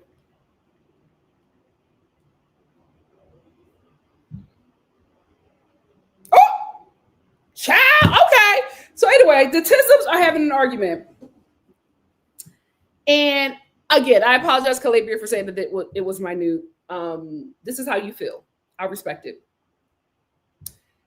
Edmund says something, but I think either two things happened. He said it under his breath and didn't think that she would hear it, or he thought it and said it. It happens. I don't think he would have done that, but he did a little slip up. He is looking at Annie rubbing on Nick, and he says, oh, well, I would love to have something like that. It would be nice to be appreciated or something like that. And Calabria heard him. And when she said, why would you say that? Edmund was stuck. He was like, because I don't think he meant to say it for her to hear or say it at all. He was thinking it. And she was just like, don't do that. Because I think she felt undermined. Like, he's commenting on how she is as a partner to him and comparing it to Nick and Annie. And she did not like that. So she tries to have a conversation with Edmund, and it doesn't go well. The conversation with Edmund does not go well because Calabria is frustrated and tired. She's tired of mothering him. The whole conversation, she's constantly telling him, you are not a child, act like an adult. She kept on saying it. So that let me know that that is her issue with him. She despises the fact that he is so childlike. She doesn't like it because she feels like the only adult in that relationship. So they go back and forth to the point where she has to walk away because she doesn't feel like he hears her or she's getting through to him. She walks away. She goes in the bathroom and cries. You know, Madison tries to comfort her, and she's just like, I just don't understand him. I just don't get him. I don't understand him. And I think as they get closer to the wedding, I think a lot of red flags are getting bigger for Calabria. And that's why I think she's not going to say yes. If she says yes, I don't care where I am. When I watch this, if this girl says yes, y'all better be ready because it's going to be an emergency live. And the title of that live will be Girl Calabria Say Yes. I don't think she will, but we've been gagged, gooped, and got before. So we will see. But I think she's just been completely frustrated with being the only adult in the relationship because Edmund is just so childlike. He's so childlike. Even when she walked away, instead of chasing her, he went over to everybody else and he was just like, I'm going to die tonight. I'm going to die tonight. And they're all like, no, Edmund, go get her. Go get her. They shouldn't have to tell you that. they shouldn't have to tell you that. So Calabria walks back in to the rodeo, wherever they were at, and she's like, "Don't talk to me. Don't leave me alone. Leave me alone. Leave me alone." And it ends with him looking at her like a sad little puppy, and her just not wanting to be bothered with him. And I felt bad. I did, because Edmund just looked so heartbroken. But I'm just like, Edmund, you're about to lose the baddest woman that you will ever. Calabria's, she's not sticking through this. I feel like he could have gotten her had he bossed up a bit, matured up a bit. I just don't think that's who he is. And they're unequally yoked, so I just don't think it's going to work out. I don't think she's going to say yes, but if she says yes, get ready, Star fam. Get ready. And guys, what hold on, where is he at? Where is that little Republican at? When did everybody start hating Nick? It wasn't until Madison and Kate were talking, because Nick talked to Kate. From what we saw, it was a real respectful conversation. He apologized to her. He said, "I did not expect to fall in love with two women, but I did. And I'm sorry for hurting you." I thought he was respectful. I thought it was a good apology. Kate did not buy it, child. She did not buy it. Her and Madison are talking, and Madison's just like, "Yeah, he's not liked." And Kate's like, "Yeah, because he's calculated." I'm like, what happened? What did I miss with Nick? What did I miss with Nick? Because Madison was just like, "Nobody here likes him." What did I miss? What did I miss? Now, is she saying that because Joe obviously doesn't like him? Because drunk Joe was dragging Nick, talking about all he does is have missionary sex and go ski. Let me tell you something. Drunk Joe, I hate to say it, a hoot. He had so much material for that Nick roast. I could not believe it. And he wouldn't stop. But when did everybody stop liking Nick? I had no idea. And the crazy part about Joe roasting Nick, he won't remember a thing. He will not remember that roast. I'm telling you, he's probably watching the show like, "I can't believe I said that. And I don't remember saying that." But that's all I wanted to say about these 3 episodes. What do you guys think? Let's get into it. I'm going to first start off with my super chat from Brittany. Hey, Brittany. Brittany said, "Nick told Andy that none of the guys are..." Oh, thank you. Okay. So that's why she acted like that. Because I was just like, what did I miss? Well, he's telling the truth. He's telling the truth. Thank you so much, Brittany, for the super chat and for giving me some clarity.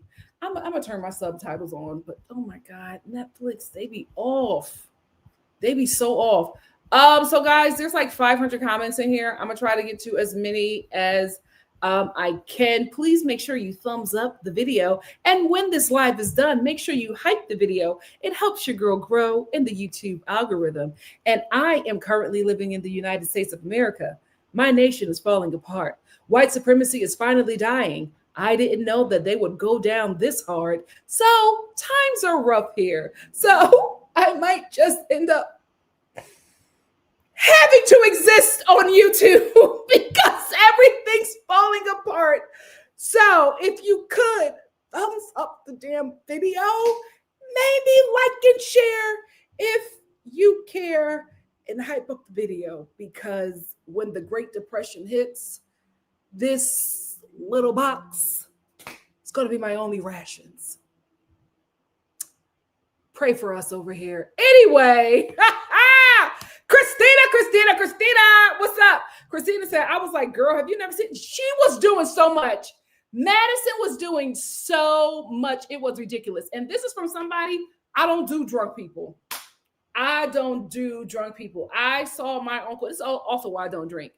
My favorite uncle got drunk. Don't worry, he's no longer with us. That's not a good thing, but I just want to say, I'm saying this because he's no longer here. If he was here, I wouldn't say it. My favorite uncle, I will never forget it. I was 3rd grade, got drunk at a regular family cookout. That's one thing about Black Philadelphians. We will cook out every weekend and twice on Sunday. Anyway, He got so drunk he fell down the steps. I screamed bloody murder. And they was like, oh, it's all right, baby. He just drunk. Change me. Fundamentally change me. I said, if that's what liquor does to a person, I'm good. Never tried it, never ever wanted to do it, and don't really care for people who cannot hold their liquor. You can drink, it happens. You know, some people get a little fun or whatever. The majority of my friends are gay dudes. They get a little straight when they get some of that liquor in them. I've seen it all. There are those who I'm just like, yeah, I can't do it, right? But even though I have a very low tolerance for drunk people, I would not have or desire to have a serious conversation with somebody clearly inebriated. I'll be like, oh, now's not the time. Madison kept on trying to force a conversation with this man. He doesn't know where he's at. Why are you trying to talk about your relationship? That brain has been fully developed for 2 years, Madison. You doing too much. You doing too much. He really does. He don't play about that baby. He don't play about that baby. And before I was just like, I wonder why he got a vasectomy. Now I feel like Jordan got a vasectomy because when he found out that Luca was sick, he was just like, oh, this is my priority. I won't be able to focus on anybody else because of everything going on with my son. And I think he just got a vasectomy because he realized that having another child as a single dad would not be best for him because he needs to be laser focused on Luca. He really is a great dad. That I know of. If the baby mom hop in here and cuss me out, from what the show is showing me, girl. From what the show is showing me. Hey, Kimberly. Kimberly said, Megan and her anxiety about meeting Luca is a clear sign about him wanting to keep a clear boundary and slowly introduce Megan to him as intense as he is. And that's the right thing to do. Megan has to be comfortable with the fact that she may never really meet Luca like that. Jordan don't play with that baby. Jordan does not play with that baby. He don't play with his Luca. He does not play. So she needs to be ready. Like, you are not going to be number one. And you are a woman, in my opinion, Megan, you want to be number one to your man. Who wouldn't want to be? But he's being very clear with you and letting you know, this is my son. That is my priority. I will get to you when I'm done with him. Hear him. Hear him. Dahlia said, I think Madison knows that man don't like her, but she can't be honest, so she's pushing him to care about her tears rather than pull the plug. Child. Well, Dahlia said it in the way I could. Sorry, Megan. Brittany said, I saw an interview where Madison said Joe told her he wasn't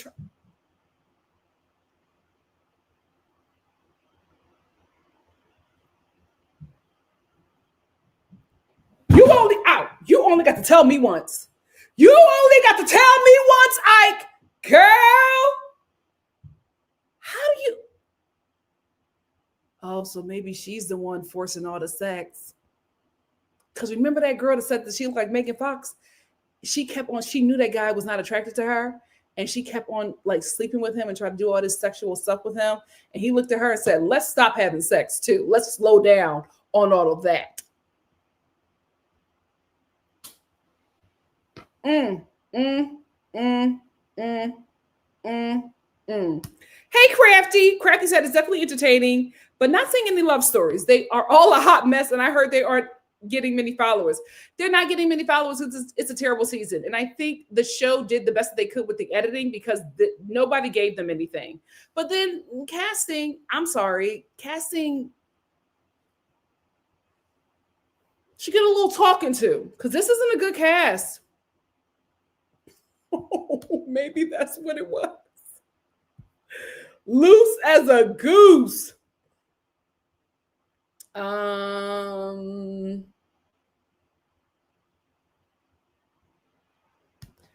I think if we get one marriage,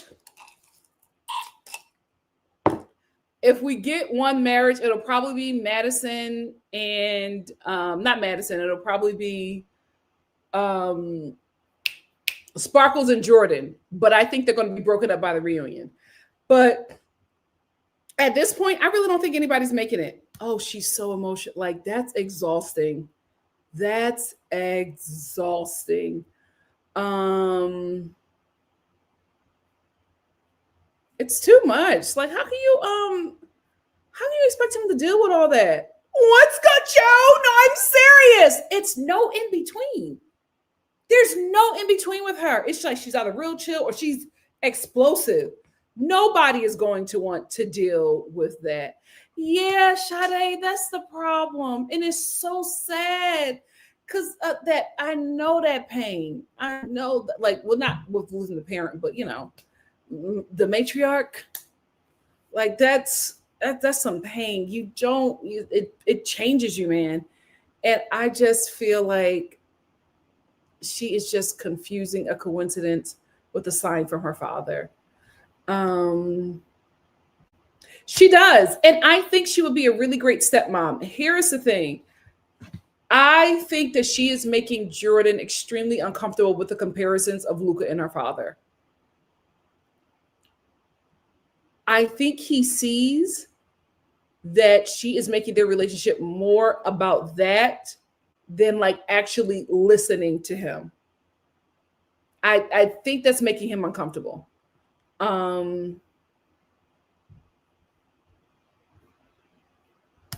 Dahlia said Megan wants to be Luca's mom because she thinks he's the connection to her daddy. And I think Jordan sees that. She's tolerant. She'll tolerate Jordan to get it. And I think Jordan sees that, guys. She's absolutely not living in reality. Hannah said Sparkles Megan misses so much of her dad that she thinks Luca is the replacement of her dad. Yeah. Even her family, when her family started all that crying, I was just like, guys, it's getting weird. I'm so sorry for y'all, but it's getting weird. Sade said Jordan is the most level-headed guy on the show. Too bad he's with the woman who is building her Barbie dream house with Ken and a bonus baby child. Dahlia said giving up his room for his son told me all I needed to know about Jordan. That's a good man, Savannah, but not for Megan. Yeah.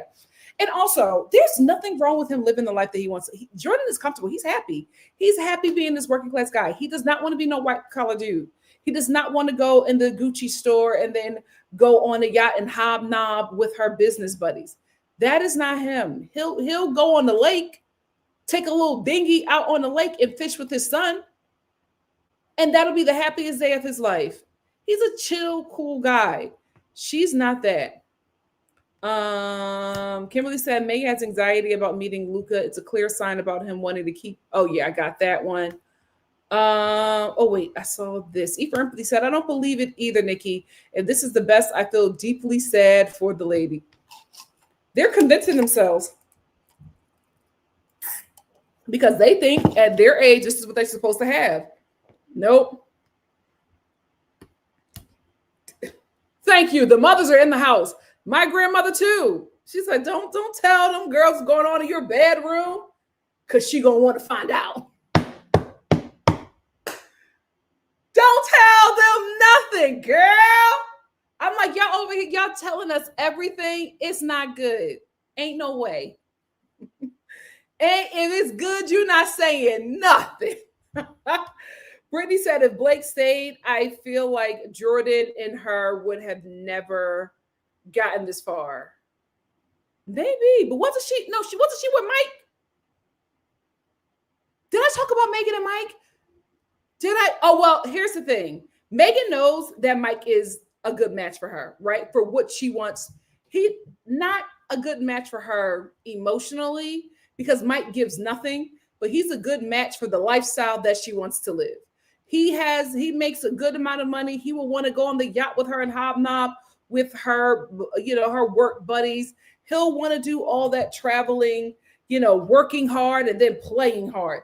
He will want to do all that and maybe have 1.5 kids. He will want to do all of that. But she also wants to have some excitement. She wants to have fun. And see, that's the thing with white collar men and blue collar men. Blue collar men are just funner and hotter. That is a working class man, the cream of the crop of men, right? I said cream of the crop of men. However, they don't have the coins that them rich boys got. Them rich boys don't got personality. They don't have swag. They got money. And so a lot of women convince themselves that that is enough. And they end up getting with these cornballs with money and then having an affair with the pool guy, that working class pool guy that can lay pipe. That is the life of the rich girls, right? And I think she knows that, but she still wants that lifestyle. Jordan can't give it and doesn't want to give it. Mike will give you that lifestyle, but she will not have the excitement.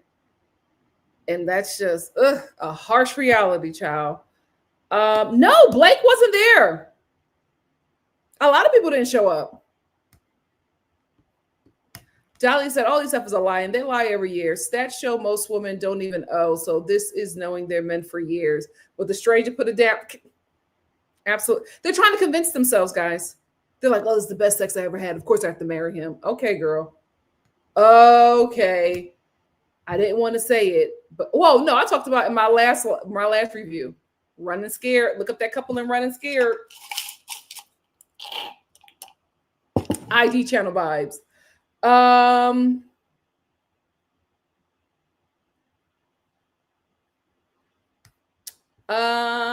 Ephraim said, Nikki, my anniversary is tomorrow, LMAO.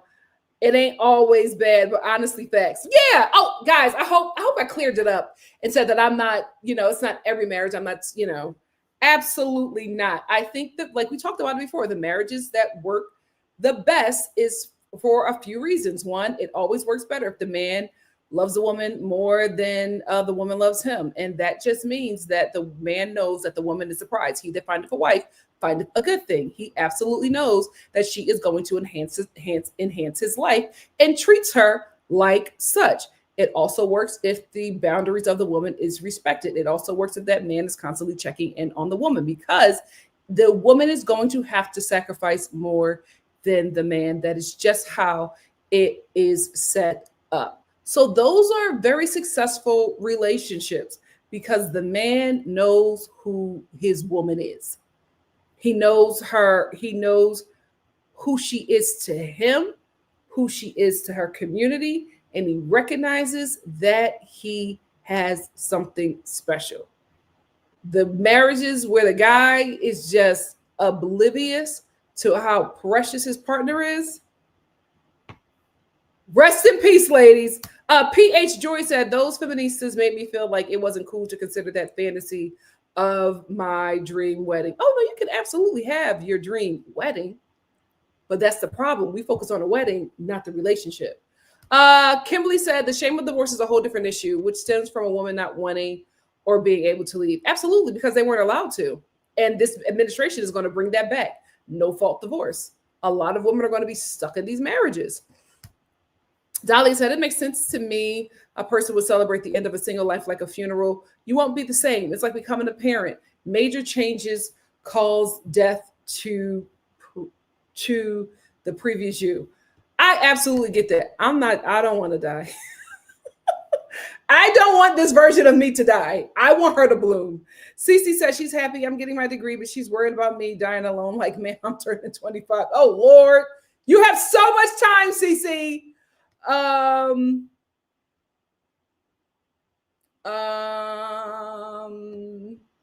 PH Joy.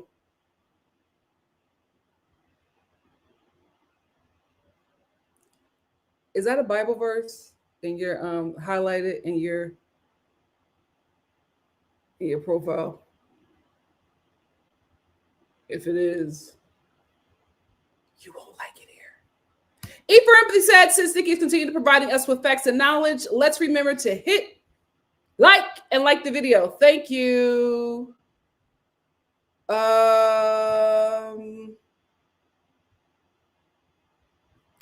Oh, see, I got a Ku Klux Klan member in here. I'm gonna go on and block you. You must be new here. Please don't be that woman that is just like, oh, you don't have children, so you don't know about motherhood. Oh, you've never been married, so you don't know about marriage. Like I ain't been a damn child before. like I haven't seen marriages, my own parents. What are you talking about? Like I don't like I'm not. Let me tell you something. I grew up very religious, honey, and I grew up around that time where women like you were getting married, mad young, brains not even fully developed. The church is pushing that. Half of your husbands is gay. Period. Half of your husbands is gay. That's why 3 years into the marriage, you're sitting over there in the corner crying, asking him who doing the bending. Don't play with me, PH Joy. Do not play with me. And you'll get up here nasty and miserable because you're living in the hell. And you want to convince us to do the same thing. You want to act like the single girls or the divorced girls don't know what's going on. And you got the best life because you got that man that don't wash his behind or his balls. You sitting up there deep throating a penis that smells like trash truck juice. Girl, get out of my face. Kimberly said, the opting out of marriage is part of the increase of the climate of trad wives. It's all connected. Absolutely. And they're selling this lie to young girls. Dahlia says sacrifice is required for anything worth having, though, not just marriage and childbirth, careers, education, traveling. Nothing is free except for Jesus. Amen. If that's your opinion, not me. I'm not dying, and I'm only compromising, but so much. I'm only compromising, but so much. It's a pull and absolutely not. Makeup addict said, Italia, are we talking about Palestinian Jesus, the dark-skinned dude with the curly hair, the immigrant? The poor immigrant who they killed? Are we talking about the same one? Makeup addict says, Andy wants to be in a rom-com so bad. The lashes gave it away. Brittany said the only guy who told his girl the truth was Nick. And look at how. Because them girls do not want that bubble to be burst. They do not want that bubble to be burst. And I'm like, oh my God, stop. Y'all be lying to yourselves all the way up until marriage. And again, I say this as a church. Guys, I'm not talking about something I don't know. Let me tell you something. Had I gone through with what I thought that I wanted, me and my ex would be with our kids at Pride. Cheering him on as he's on the first float out. Philly Pride, if you will. And I'm up there being like, please, if you see my husband at Pride, leave me alone. I already know. Girl.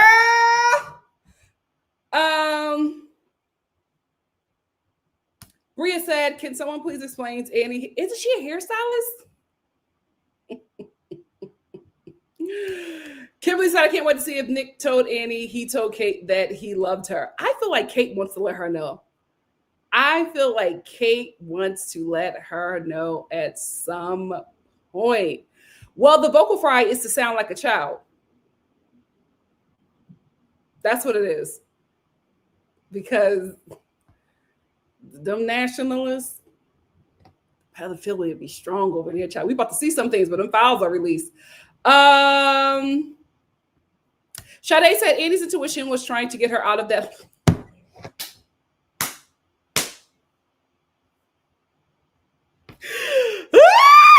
Hey, chocolate suitor.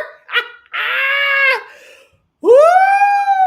First of all, the thing about Joe, naturally Mara, that cracks me up is that you want a skinny girl. Joe, you're a cannoli away.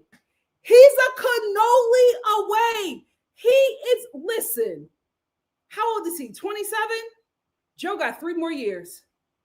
3 more years. And that's it. He's going to start looking like a soprano. Real quick. You think they're going to make it? Oh my gosh. You know what, Sade? I hate to say it, but they remind me of the Italian-American couples. Not just Italian-American, just the white couples that I went to high school with. They will fight. We're children. We're 15. They will fight every day in school. And all of those couples, all those white couples, they used to fight every day in school and break up like every other semester. They are still together, married with kids. I won't say happily, but they are all still together. And Joe and Maddie give me that. Oh my God. Are they going? No, Joe's not going. He can't say yes. He can't. Oh, Kimberly, talk about it. Kimberly said Madison and her removing her ring was foolishness. He said nothing about it, and her behind put it straight back on the next day. Attention. She wants attention. He not going to give it to her.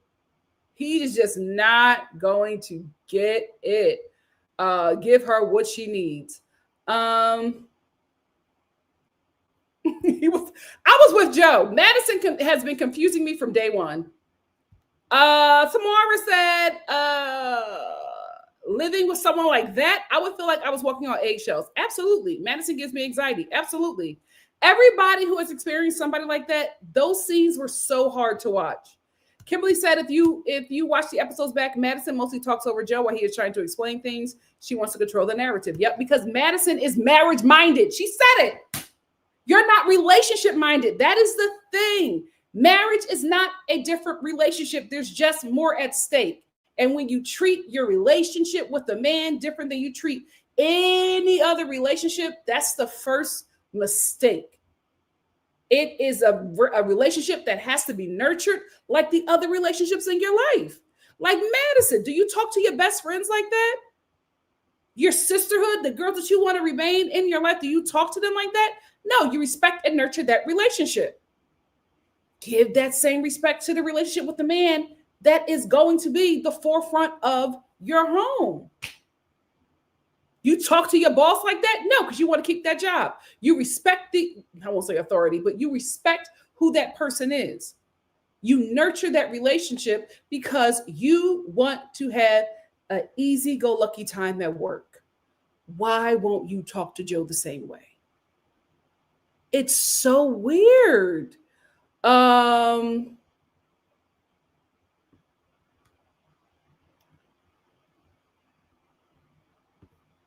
Oh, he's not going to pay for that. So she better not give up that nursing job. He is not going to give her the life she wants. Hey, Just Jonda, thank you for being here. Girl, they should. But do they? That's why we love Nick and Alondria so much. Because Nick knows who Alondria is. He knows who she is. And he ain't letting up. He sees what everybody is trying to do. He's not losing her. Everything she wants, he makes sure she gets it. So there could not be any other man can amount up to him. He's going to make sure he has no competition. Them white girls that was coming to the meetups with him, that was trying to kiss up on him, he let it go for a second and then he said, absolutely not. Nope. And when it stopped was when that girl asked Alandria if she could kiss Nick. And Alandria said, no. Why would you ask somebody if you could kiss their boyfriend? And he looked at her and he saw how she felt about that. All of a sudden, his next thing is he don't do no hugging anymore. You can stand next to him and take a picture, but he got his hands behind his back. That's the relationship that's going to work. That's the marriage that's going to work because he knows who she is. He is a man that gets it. That's why we love it so much as women when we're watching them, because that's what a woman should desire. Why would you, especially as a Black American, why would you desire slavery? For erectile dingling? Ugh. Sad times we're in. Sad times we're in. Did you get that, PH Joy? I don't know if she's one of those nurses that tried to beg a doctor, but she definitely gives me, I became a nurse for the coin. Now, I'm not saying that people who become nurses should not do it because it's good money, but there are certain nurses who it's just for the money. They don't care about the people. They don't care about them sickos. They do not. They just want that check. And they treat the patients just like that. Tamara said she is a trophy to him. His self-worth to her is equivalent to drive. Yep, absolutely. And she's fine with that. She is fine with that. That friend is a problem, and his girlfriend knows it. His girlfriend knows it, but he's cute. He got some dimples, so she's gonna stick around. She's settling.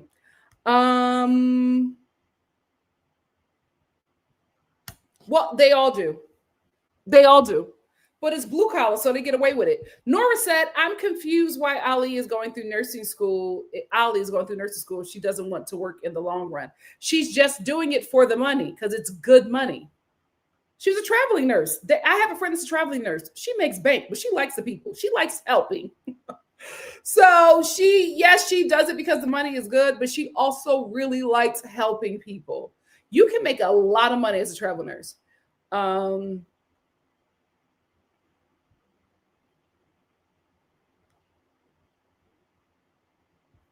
You think he's fake acting weird? I'd be concerned. I'd be concerned. And also, did you guys catch how she was trying to already create a divide between Calabria and the other daughter-in-laws? Calabria laughed it off, but I was just like, that's something that you need to, if you're going to do this, that's something that you need to take note of. Because if you do go into this, you're already going into this as somebody fresh. You don't know anything, but all the daughter-in-laws got an issue with her, and she's going to use you as a special one. Girl.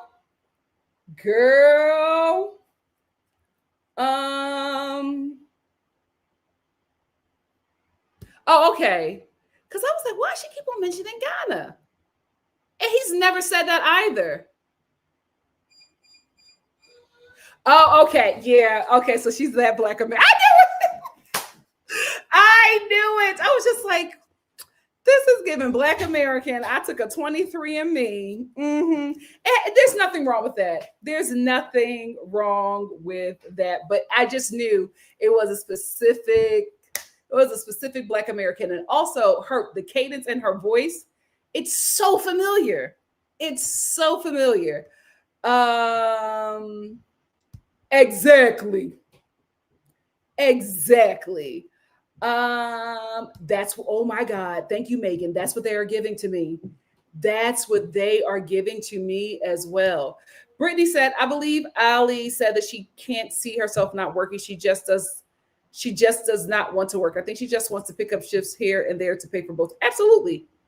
And she also says she wants separate accounts because she doesn't want him to know how expensive she is. Oh no, he needs to know. He needs to know how expensive I am so he can maintain that. Because if this is what I could do for me, you need to know how much I spend on me so you can do that as well. NC said, I don't think Edmund and his mom are Ghanaian. I believe she just goes there to visit and live for short. Okay. Just Shonda said Edmund's mom was on that ish. The mom who didn't raise you be on the way. Way too much talking about what she did, but we already spilled your tea. You didn't, ma'am. Yep.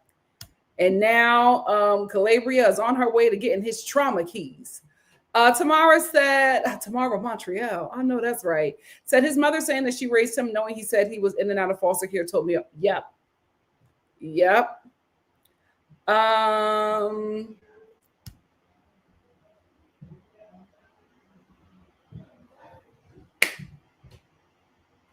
That's what it is, guys. That's what it is. A kid in and out of foster care who was partially, if at all, raised by a Hotep that got some issues. Because I was like, what is going on with Ghana? Why we keep on saying we're going to go? Are you? I know my people. I'm telling you that voice. I said, well, how long have you been here? Because this cadence, real Black American. Lord. You absolutely. And I hate this. I hate spilling my people's tea, but it is a certain sect of us that do that. That 23andMe becomes their identity. And it's like, oh, do we even know if that test is accurate, sis? Like, but it happens. It happens.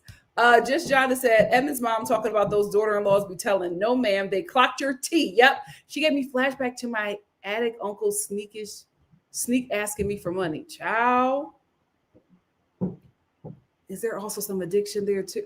Calabria, don't do this. Dahlia said that mama was definitely a former addict, and I wouldn't be surprised if she was doing. Oh! Oh Lord, we making sense in here. Oh, I don't think he is a realtor. I don't think he is. I think that's just the dummy job that he gave to be on the show. Oh wait, I got more super chats.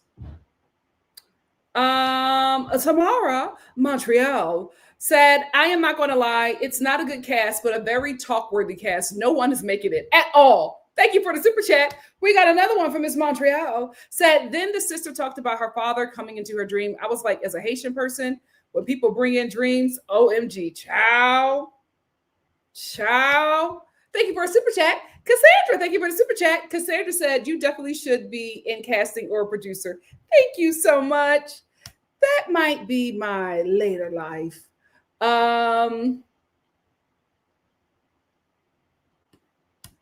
Yeah, just John said, Edmund reverted to the little boy who worried that he had to be nice or mom. Oh, yeah, Calabria, this is too much work. Yeah. Nora said, I feel Edmund was holding back a lot regarding his relationship with his mom. There seemed to be a lot of sadness. There definitely did. Especially when he was looking at her. The way he looked at her, it's just so much pain there. Hannah said, he for sure has a personality issue. Something he appeared okay, then sometimes he appeared not in the right mind. Yeah, I didn't want to say that, but now that we're talking about it, there seems to be something going on there, and it's probably something that probably developed when he was in foster care, and probably developed these, certain Edmonds to protect himself. Oh Lord.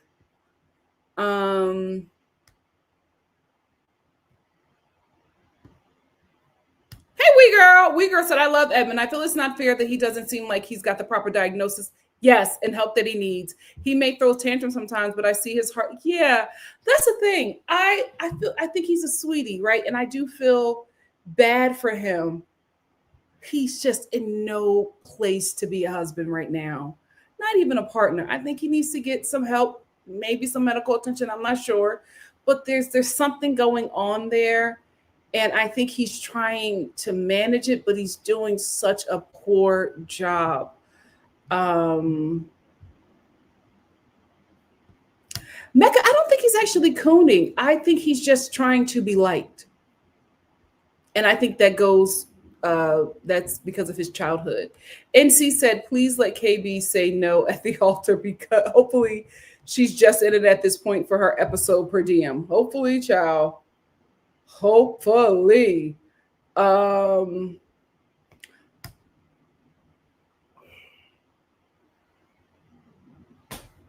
I forgot that. Girl, you're falling in love with your work. Oh. She can't do it. She can't. Kenya said, I hate that Edmund's mom was acting like she raised him, like she didn't give him that trauma closet. Well, here's the thing. Addicts do that all the time. It's like they act like the years that they were gone and their addiction didn't happen. They act like they never skipped a beat. It's so weird, but they all do that. And maybe it's trauma. Maybe it's that they don't want to remember that. But it's like people were affected by you in that time. So that has to be addressed, but they don't deal with it. They do not deal with it.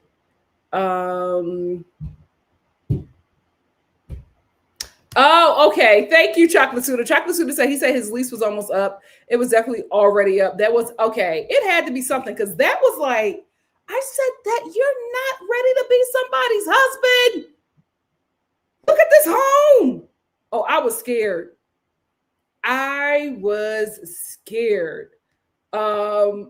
It definitely gave, you got to shake your coat when you leave. It definitely gave that. Oh, You don't got a headboard.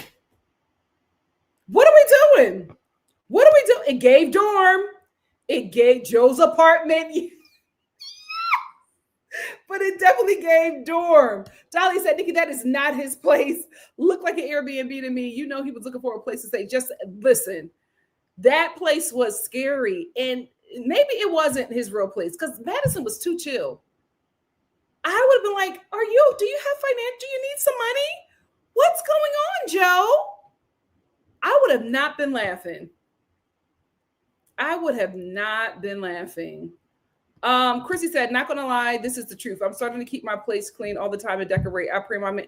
Yeah, you're ready. When you start nesting, you're preparing for those things. You are preparing for those things. I feel like, because I'm a Sagittarius, so like the decorating that I do and all of those things, that's just me.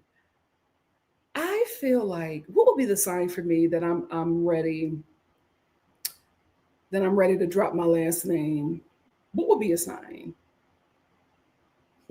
Going to church. If you see me just, not only am I in church, I'm at Bible study. Oh, I'm ready. If you see me at Bible study, mind your business. I'm looking for a chocolate man, a guy. That's the only thing. I feel like that's the only thing that would be like, oh, I'm nesting. I'm ready. Yeah, especially if I'm at Bible study. I'm locked in, girl. I'm locked in. Just John just said he has a childlike tendencies from an emotional standpoint, but he is not a child. He knows how to try to get where he wants to be with women, and he is passive aggressive. I'm going to tell you guys, when he was crying about Calabria withholding sex, that was so alarming. And then when he did that click and was a different person,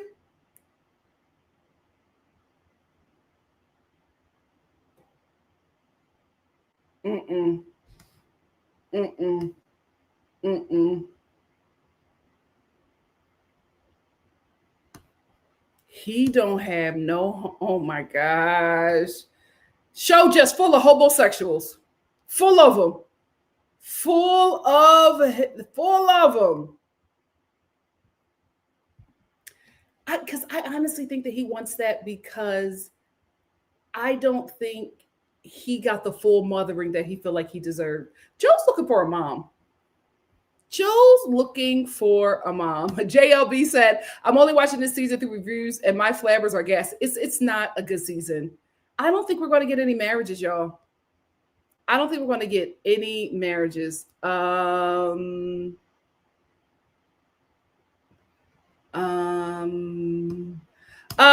Montreal said, Jordan has a son and they're reminding Jordan that this could be his. Oh my God, I never thought about that. That could be another reason why he's so uncomfortable. Oh my gosh. And that, oh Lord, they can't do this. I did not even think about that. That's why he's so uncomfortable. Jordan, say no. Megan will get over it. At all. They are not equally yoked. Hey, Marie. Marie said it's all uncomfy to be constantly comparing your deceased. Thank you. It is. It is. He shouldn't. Here's the thing. I don't think anybody should be on this show should be getting married. None of these people are ready. Even my girl Calabria. First of all, body tea. Body tea. But you're sitting over there having this imaginary scenario with Edmund talking about if a man came and grabbed me, what would you do? Oh, you too big to want a roughneck. At your big age, you want a roughneck? Absolutely not. None of these people are ready for marriage. None of these people are ready for marriage. It should not happen. It should not happen. Let's go through the couples real quick. Let's go through the couples. The settlings. Absolutely not. Absolutely not. Here is why. She got an attitude problem. Point blank, period. This is a Karen in the making. Oh, she will be the worst Karen to ever exist. She has an attitude problem and he wants a mommy. You're not ready. He got to work through whatever issues he got with his mama. And she got to get some anger management. They are not ready at all. Who's next? The emotions. She's never going to heal from the loss of her father, but she's not in a place right now. The wound is too raw. It at least got to get a scab before she gets out there and gets in those streets. He's not ready because his only priority right now is his son. A wife is going to want to be a priority for you, and she's not going to want to be second. So you are not ready. Jordan needs to let Luca grow up and get a bit independent and on his own, where he feels safe that he can do that, and then maybe look for a life partner when you're an empty nester. You right now, you are not ready to be the head of household for a family. You're ready to be the head of household for Luca, and that's it. She's going to want just as much attention as Luca, and you cannot give it to her. You two are unequally yoked, and neither one of you are ready. Let's move on to the honeymooners. Now, this might actually make sense, but it doesn't. He wants a trophy wife. She wants to be a trophy, but he wants a trophy wife that's affordable, that she's not a trophy, right? She wants to be a man's trophy wife that got money. He don't have it. He make good middle-class coin, not enough coin for you to be happy. If y'all stay together, he's going to scam. You two are going to end up with mugshots in about 2 or 3 years. Let it go so you both can stay out of prison. The tisms. No. He needs a therapist and psychiatrist. She desires a roughneck. There is no way that you as a woman, and you have been so obsessed with Edmund's skin color, so I know your type is deep, blue, black, dark chocolate. Me too, girl. But because you desire that kind of man, you also desire a kind of machismo that is assigned to people with darker skin. So you're looking for a roughneck, and you're looking for a dark-skinned roughneck, and you are expecting this dark-skinned roughneck to protect you in ways that's going to get him in prison. You are not ready to be a man's wife because you do not have the discernment or wisdom that a wife should have. Because if you are desiring for this man to get violent because a man has grabbed your arm or done something where you feel like he needs to stand up and defend your honor, you are not ready, because you need to be the one that is telling your husband, don't engage, let's handle it a different way. If you are going to be the one that passes him the pistol and say, handle it, baby, you're not ready to be nobody's husband, nobody's wife. You need to sit down for a minute, grow up out of high school, and then you are ready to be the wisdom and discernment of a man. You are not ready. Your discernment ain't there, and your wisdom is not there. He needs help, and we know that. Poor baby, he needs some help. I don't know if he'll ever be, in the place because of how Black people do not take mental health seriously. I don't think he'll ever get to the place where he needs to be the head of household. I hope he does. I hope that she grows up, and I hope that he gets the help that he needs, but neither one of them are ready for marriage. The Delulus, they didn't work out. Thank you, Jesus. They both want white people. They both want white partners. So it'll work out for other people, but not for them together as a couple. This might be the only relationship that will work out. Here's why. She's oblivious, right? Like many conservative women, she looks the other way because she'd rather have the lifestyle that was taught to her through her culture that she should have. A husband, you go to church every day, you go to church every Sunday, you bake an apple pie, you watch your 1.5 kids play in front of your white picket fence, you vote for white nationalist values, and you live your life in this fake kind of bliss, ignoring the fact that your husband vacations on Fire Island every other month. But you look away and you're looking away, although you know what's going on. But you look away, you don't address it, and because you don't address it, you start to deteriorate. And God forbid you have a daughter. God forbid you have a daughter who is free. God forbid you have a daughter that does not want to be bound. You are going to be her greatest enemy. You are going to be the one that tears that girl down to the point where she goes away to college. She ain't never coming back because you envy and hate her because she has the life that you have always wanted to live or desired to have, but you were sold the lie, you believed the lie, and now you are miserable. Now your daughter ain't safe, and now no teenager that works in retail is safe because you take it out on everybody else who is free. He is going to live in all kinds of misery. He will not spend any time home. He will spend as much time as he can with his friends at the pub. He has a best friend at work. Hello. Catch. That's who he spends the most time with. That's who he goes on skiing trips with. And he lets her know when he's going on that skiing trip. And he lets her know when he will be back. And he will not answer her calls during that time. She knows not to reach out to him because he will not answer. But he'll come back and they'll act like they are this happy-go-lucky family. But them kids know the truth. And that's why that daughter with the purple hair, with the they, them pronouns, don't come home. Because both of them cannot stand her because she has not bought into the lie. She is living free, and they hate the fact that that child is free. None of these people should be getting married. None of these people should be getting married. But here we are. Here, worst season of Love is Blind ever. And we've had some bad... Girl! Christina! I said, oh, how you know? Child! I said,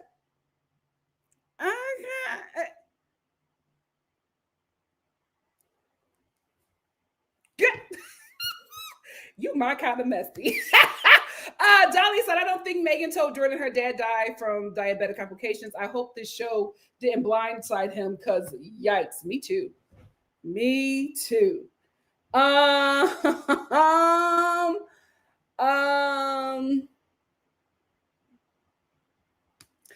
Listen, I was like, okay, Nick, it's redeemable.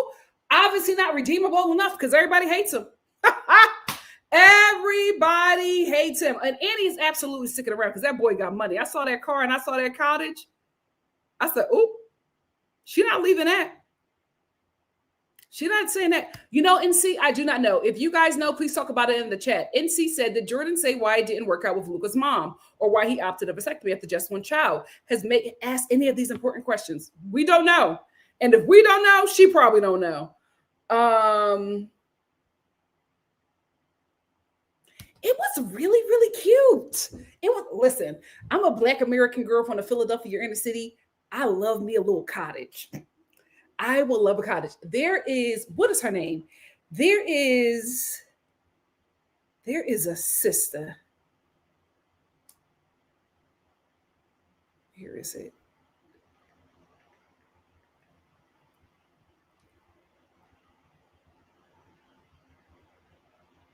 What is her name? There is a British sister who she has this really cute cottage home somewhere in like the UK suburbs. I would love to say it's Cotswold. I love me some Cotswold, guys. I'm on Cotswold TikTok and I'm just, I love it. Anyway, she like went viral a few years ago because she was posting her life, her like cute little cottage life, and it just looked real expensive, real nice. And not everybody was hating on her, right? And she went viral because she was just like, this is a life that I built for myself and nobody can take that away from me. And I was following her because I was just like, I can't believe it. I'm a city girl. I can't believe it. I am that girl. I would love me a little cottage in Cotswold. And just, I don't know. I would love to live like David the Hobbit. For some reason, that like gets me. It gets me. I love it. I love it. I love it. So when I saw his home, I was just like, oh, okay, Nick, bestie, we have the same taste. I really did like his cute little cottage core home. And I was just thinking about decorating that for Christmas. Oh, I was probably so pretty with a little bit of snow. Oh, I loved it. Can you believe it? For the streets. Can you believe it? I was like, Anton. Well. Absolutely. Oh, The Hangover. Yes, that's the movie I was talking about. The Hangover. NC said, Ali needs to get Anton's side of the story before jumping to conclusions. Absolutely. And maybe I'm an anomaly, but I'm not going to get incensed at any man for going to strip clubs when he was single. Yes, I think she's upset that she didn't know that, but I'm just like, there's so much about this man you will not know. That's the process. That's the process. I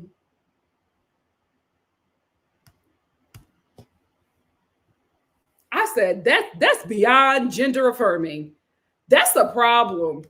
That is a problem. I didn't want to say it, but I'm just like, everything gonna have a smell and taste, Megan. Get him some pineapple juice. Chocolate Suna said it's abundant on a clock app. So glad it's not on my. Yeah, but I've never even seen that. I've never seen any fitness influencers doing something like that. And that's something he drinks every day.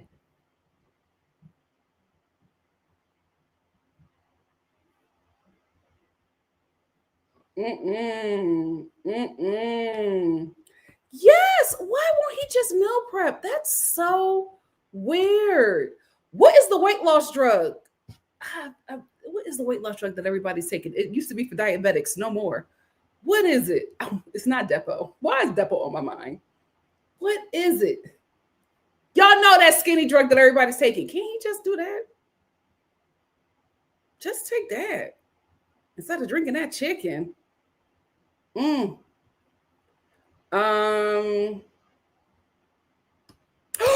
Yes, he a penny pincher, girl.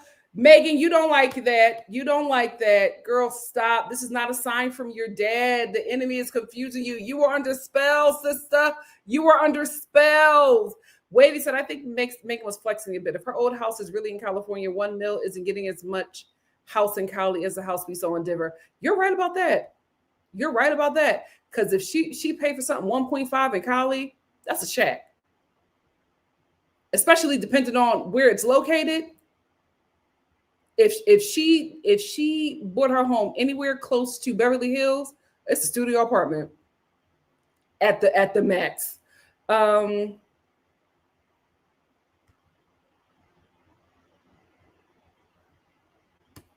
We don't know. She's very vague about that. Even the car she drives. Does Jordan know yet what kind of car she drives? Dahlia said, Denver's a rich town. I said, it's the big rich town. Oh, you are right. Colorado, you're right. You are right. You are right. I think Jordan sees that she's going to try to come in and be like the ultimate stepmom. And that's why he's giving her boundaries with Luca. That's why I think he did that.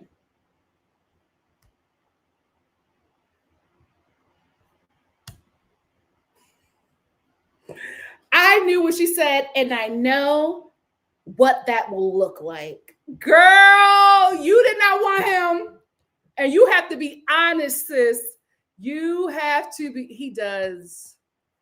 He does. But I'm not going to get mad at Patrick. That's his parents.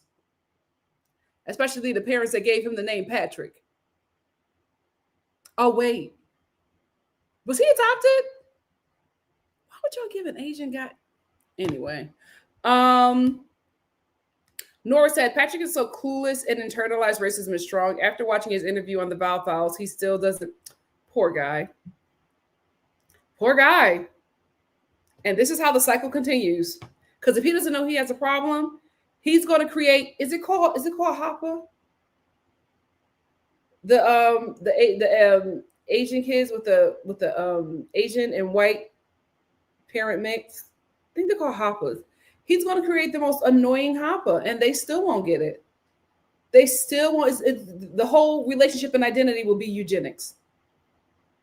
Just sad. Love thyself. God, okay. I have to see the interviews. I have not seen anything about these people. Why didn't they show that? Thank you guys for watching the Val Files. I never will. Thank you so much for giving me the tea. He does. He really, really does. You know what's so funny? Like, them spicy whites be having a black parent. Ain't that something? You always think like, oh, you gotta be, you know, is it Mexican? Is it Venezuelan? No, it's black. That black gene is diverse, child. She wanted him to be drooling over her. And I'm like, you're engaged. Why? Why? I knew it. I knew it. I'm telling you, if you see a person and they look Brazilian or they look any kind of Latin, like you know what I mean, like a Spaniard kind of Latin, they got a black parent. I'm telling you, I knew it. I knew it. I knew it. Just Sean said, I agree with Anna. No matter what he says, Patrick was not going to be her man. Even if he proposed to her, he would not have married her. She is not his type, and he is not her child. Dahlia said, I see Anna's point, but she has no leg to stand on when she admitted to feeling Patrick and Blake. Yeah, that's what I'm thinking. That's what I'm saying. I can see both parts. I don't know who's wrong. Miss Montreal said, I think Anna left because she was not going to date an Asian guy. She did not. Oh, that's so sad. That's so sad.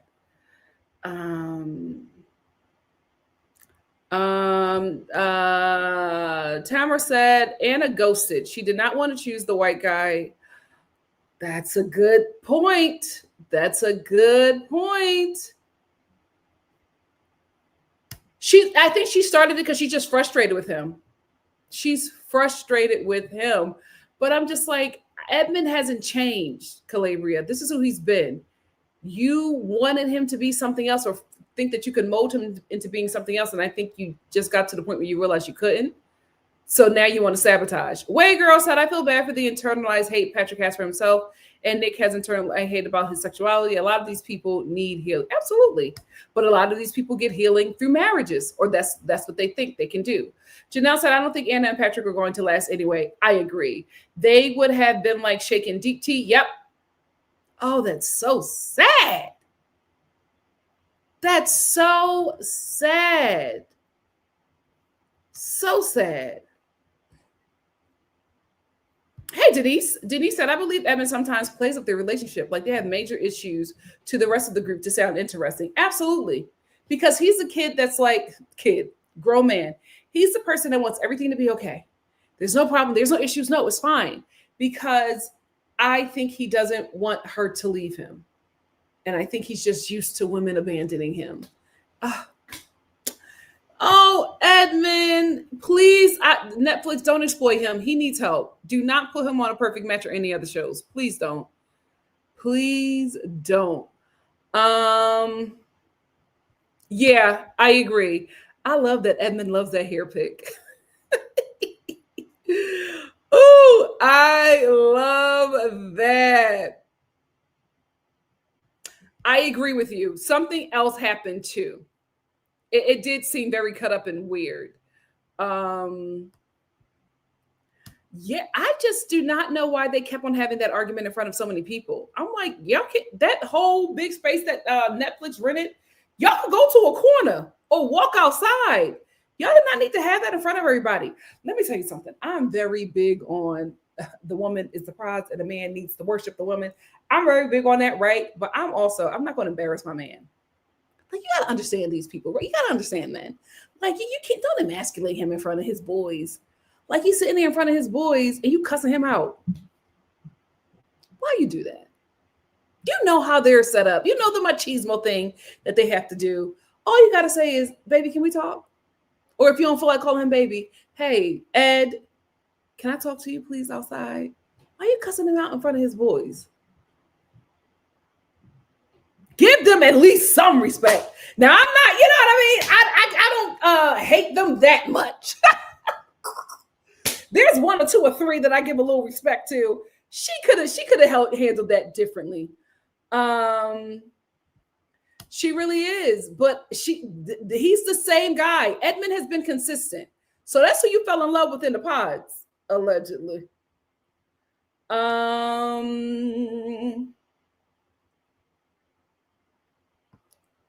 And that's the thing. She's not ready for that. He got a lot of trauma. And it's so sad, but girl, you got to walk away from that. That's not your burden. Oh, yeah. You're right. Chocolate Student said, I think the guy's been not liking Nick since he bounced in the men's quarter while Brendan was in his fields. It does seem like the men's beef with Nick is that they just like Brendan more.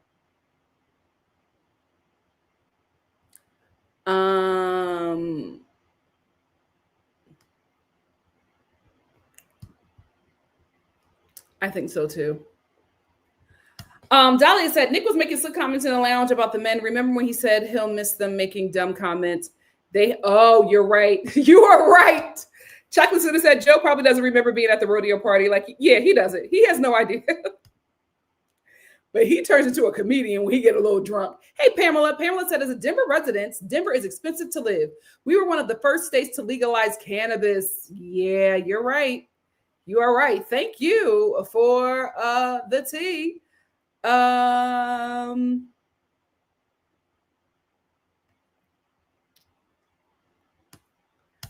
Kimberly said, Nick was also being slick after supposed to Annie and him hyping up Mike while downplaying Jordan. He's always... Why did he say size queen? Nick, lock that phone. Lock that phone. Cece said, girl, I'm starting up my FC shop again because the way things are looking, yeah, you got to do what you got to do. Listen, I'm about to start selling pumpkin bread. My bestie Drew, he loves my pumpkin banana bread so much. He was just like, we're going to set up a bakery and that's going to be another stream of income for you. Oh, geez. It's bad, child. Bad.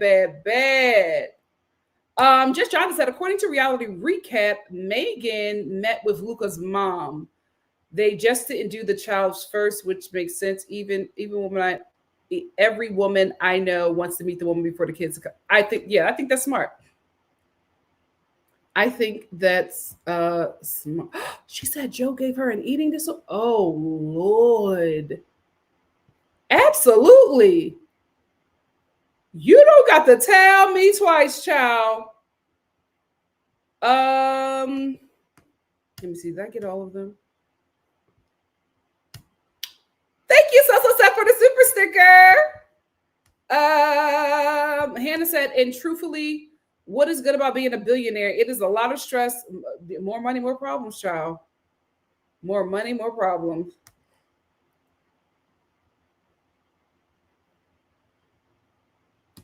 Oh, you're in Canada. You can get a good bag. I'm absolutely coming to Canada for Christmas. Maybe not this year, but I have been looking at Canadian Christmas. I'm into it. My only thing, right, if I like it, where do I settle? I don't want to learn another language. No shade. No shade. I know the French is the main. I get it. I don't feel like all that. No shade. Just being honest.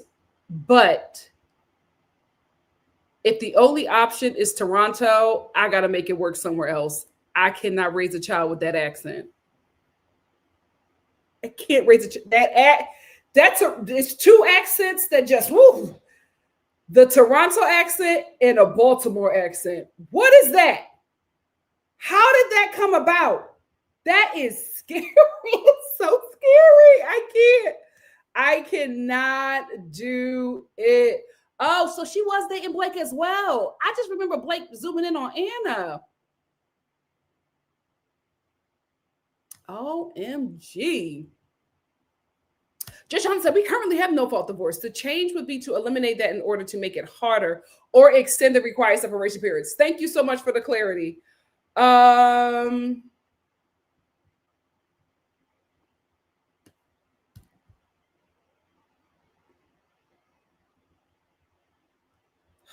all experiencing psychosis right now. So, you just let them go. But it's like, please leave me alone. I'm so sick of y'all. Y'all have like ruined this nation.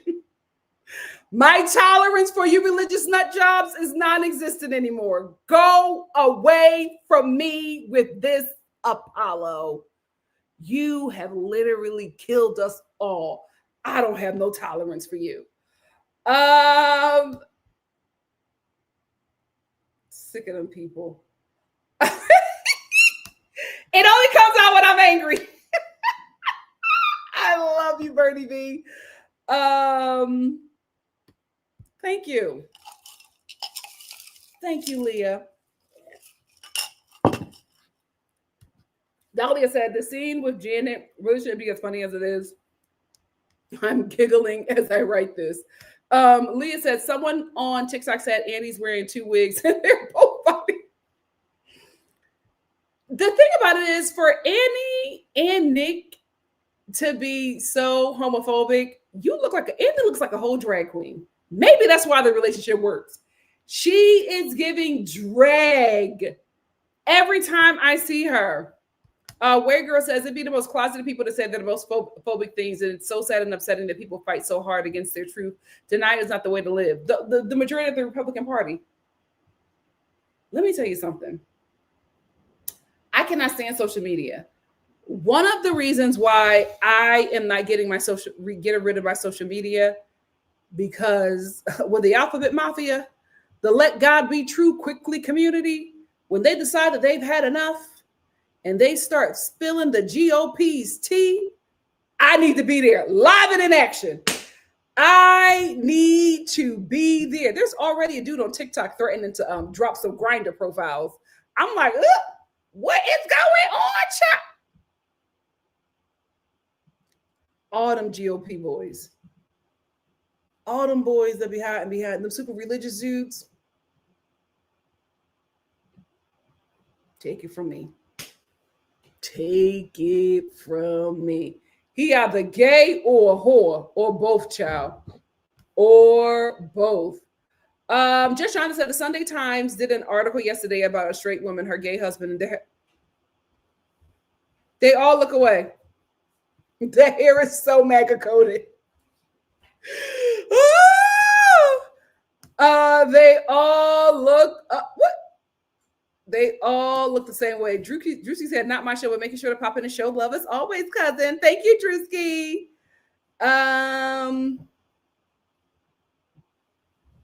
Yeah, they just listen. The money's good. The money's good, but you really have to like helping people. Absolutely. And that's why that relationship is successful. He knows who she is. He knows who she is. And this is the thing. There are men who know who you are and will not invest in that because he hates you and he wants to replace you. You got to get a man that knows who you are and wants you to fly high. That's how much he loves you. He wants to make sure that you're able to do what you can do forever and make it easier for you, because that's how much he loves you. Then there are some men who can see what you can do, eye you for that. Like, he goes after you for that, but it's just because he wants to possess it. Those are the men that drain you. You got to get with a man that fuels you. Oh,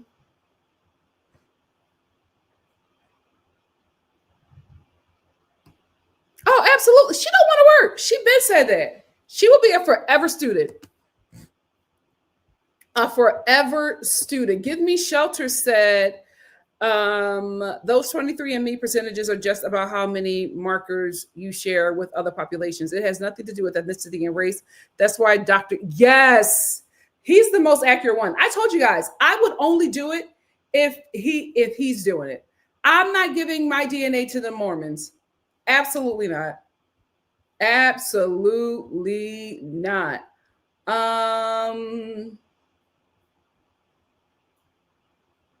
DGF said Megan may want to reparent her late father via Luca to help him live. Oh, yeah, it's just not a success. It's not a smart coupling. She's going to be so obsessive about that baby. So obsessive about that baby, and not a good way. Not a good way. Christina said, I don't know what's going on with the interviews this season, but several other people still on the show and couples are already out on the podcast circuit, spoiling every. Oh, Lord. You. How much time do you have, Kimberly? I'm actually going to.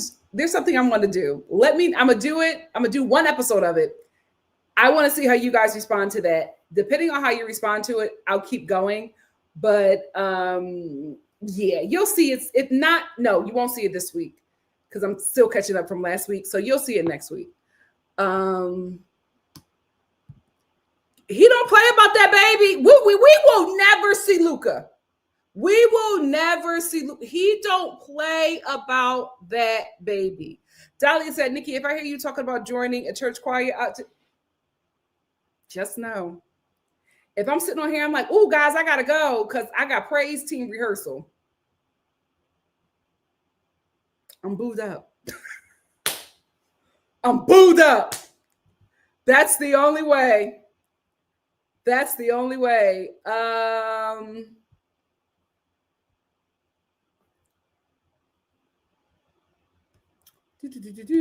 Denise said, Nikki's going to be at the cabin in the mountains while she.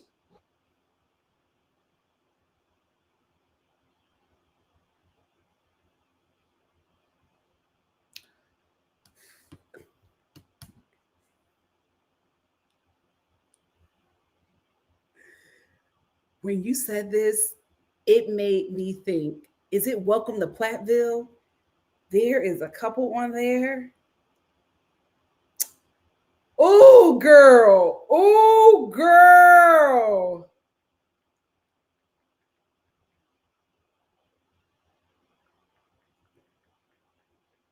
And they so young.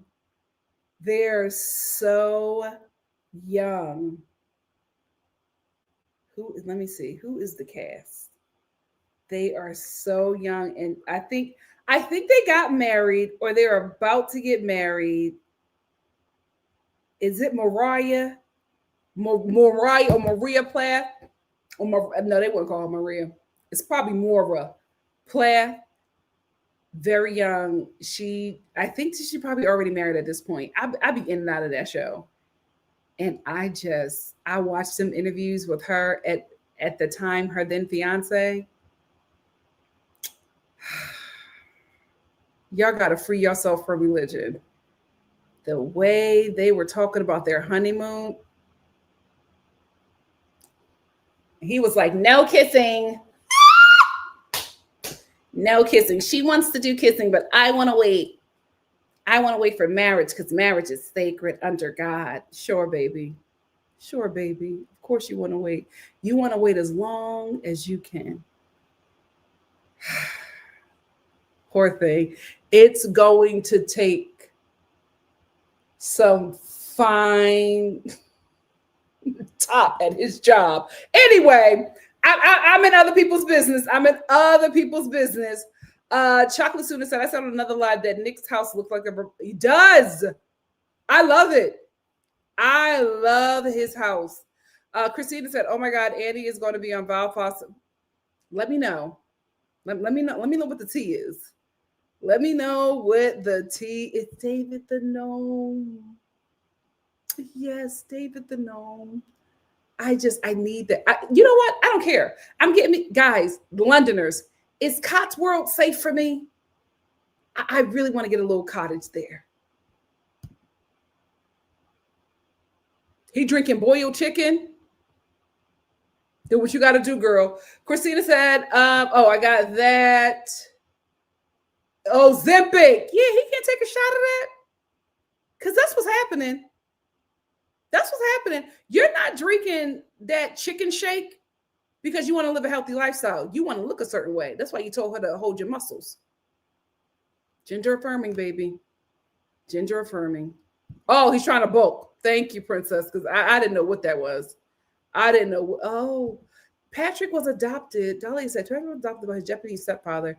That's why his name is Suzuki. His parents just screwed him over. He was adopted by his Japanese stepfather. Why his first name Patrick?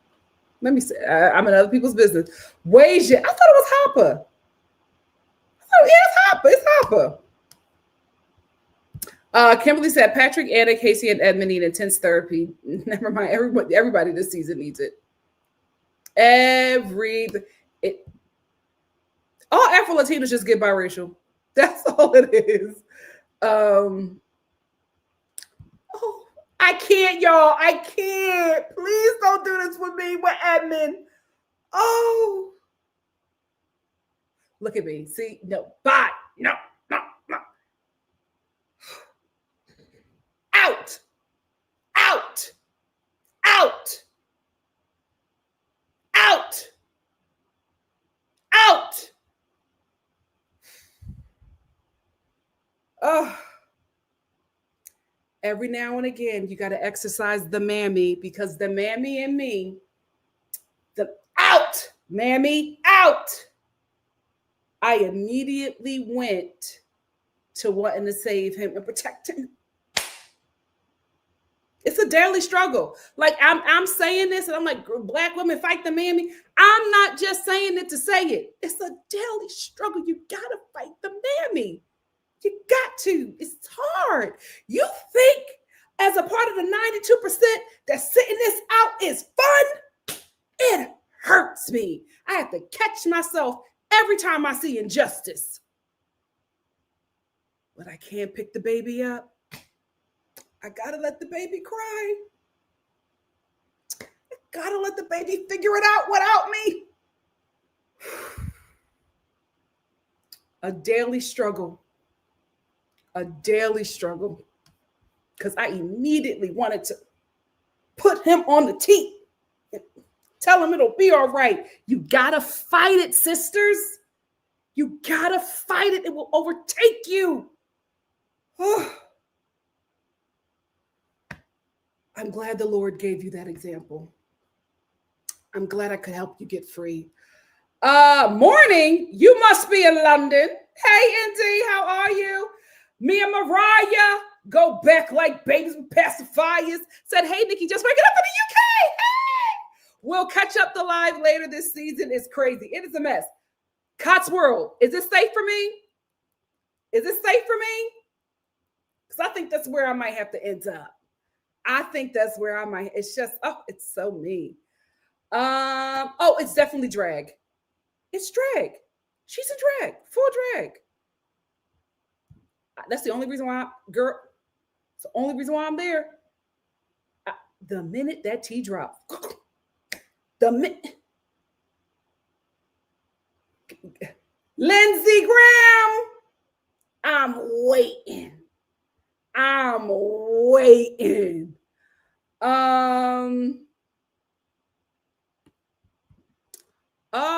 no. Well, never mind then. Never mind. Oh, she does get, well, maybe.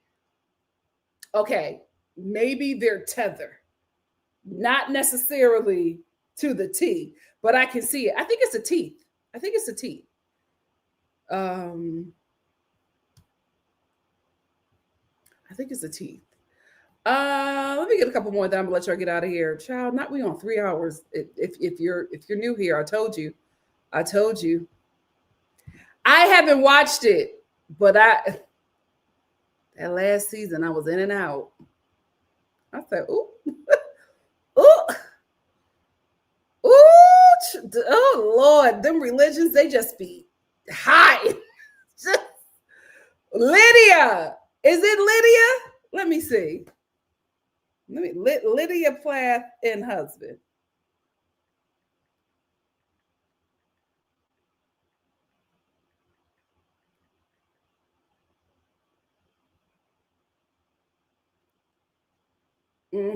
That's her. He said, no, we're waiting for marriage. Sure, baby. I pray you get free before 30. I pray you get free before 30. Oh, just you have to. It will take over. Did you see me? I went, oh, Edmund was ready to pull out the teeth. Come on my bosom. Well, no. Lay on my bosom. Lay on my bosom while I feed you some cornbread and wipe your tears. It's a dangerous place to be. We got to fight it daily. Fight it daily. Fight it daily.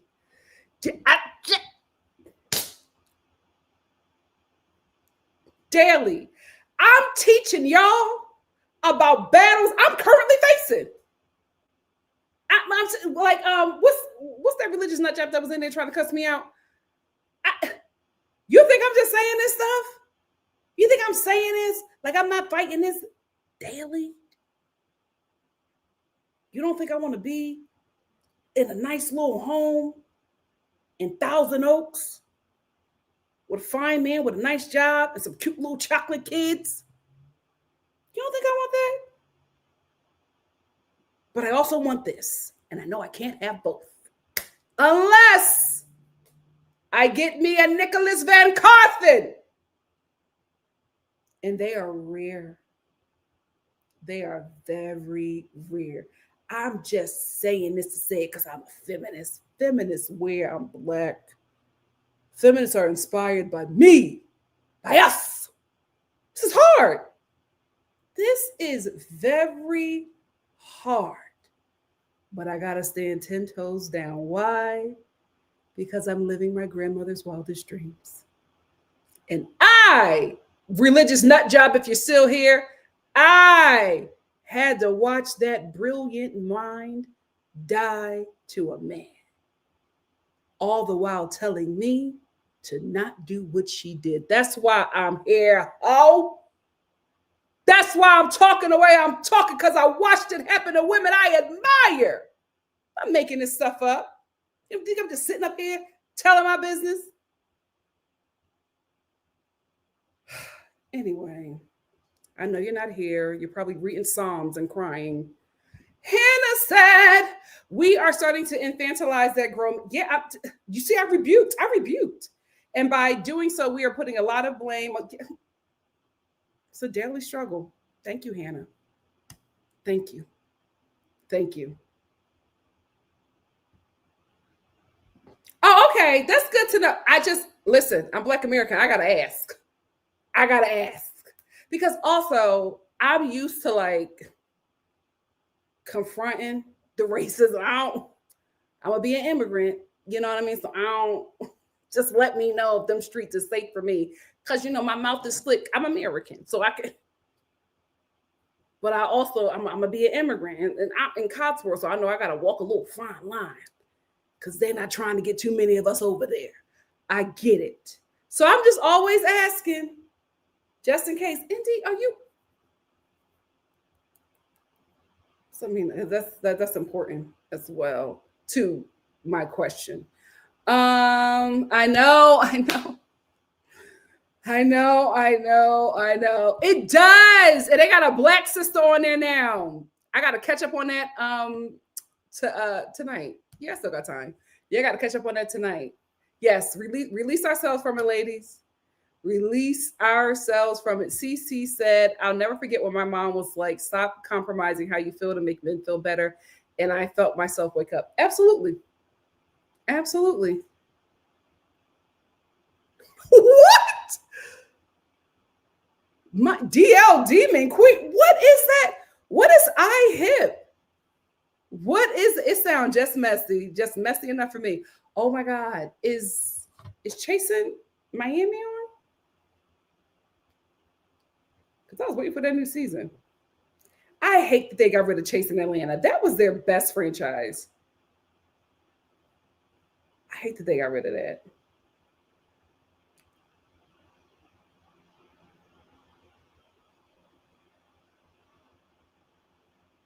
Oh, Chasing Orlando. Oh, we got oh, I'm watching that. When I get off of here, we got the first episode of Chasing Orlando. Oh, it's a podcast. Oh, okay.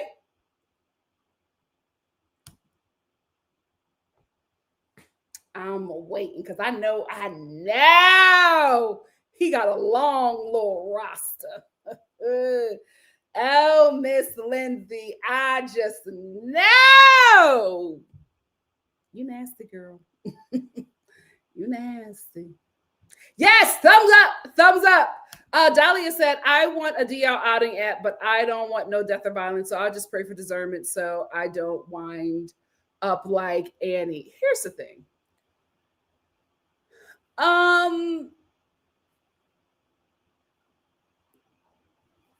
It's going to be really, really hard because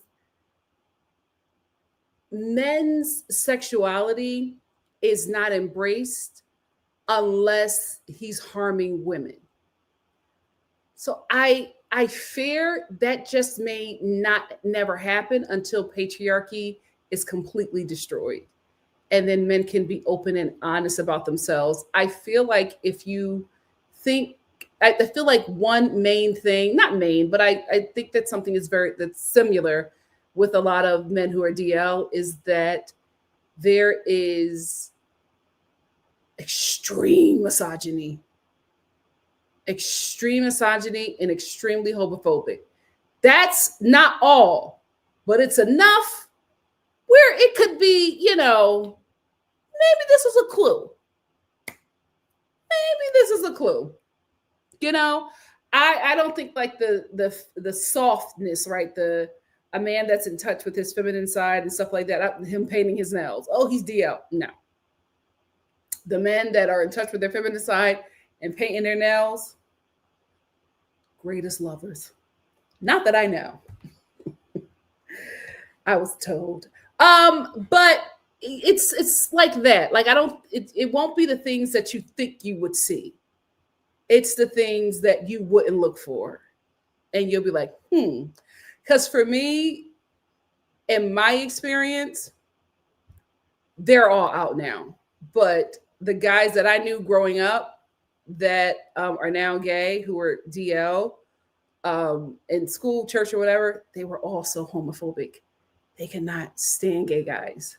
So I think the most shocking thing for me was that when they said that they were gay, and I'm like, like I could not believe it, but it was like a pattern because it was always like the same kind of guy who was like, now he's. And listen, this is not my community, but I would be like, the gay community accepted you. Y'all too forgiving. I'm gonna mind my business, but y'all are too forgiving. Those men were awful, and now there are pillars in the gay community. They were so homophobic to the point where I was a devout Christian. I was like, okay, you guys are doing too much. But that's normally something to look out for. Because why are you obsessed with gay men in particular? Why? If you're not a gay man, like, what is your thing? Why are you just so laser focused on them? It's very, very weird. It's normally a sign. Not all. Normally.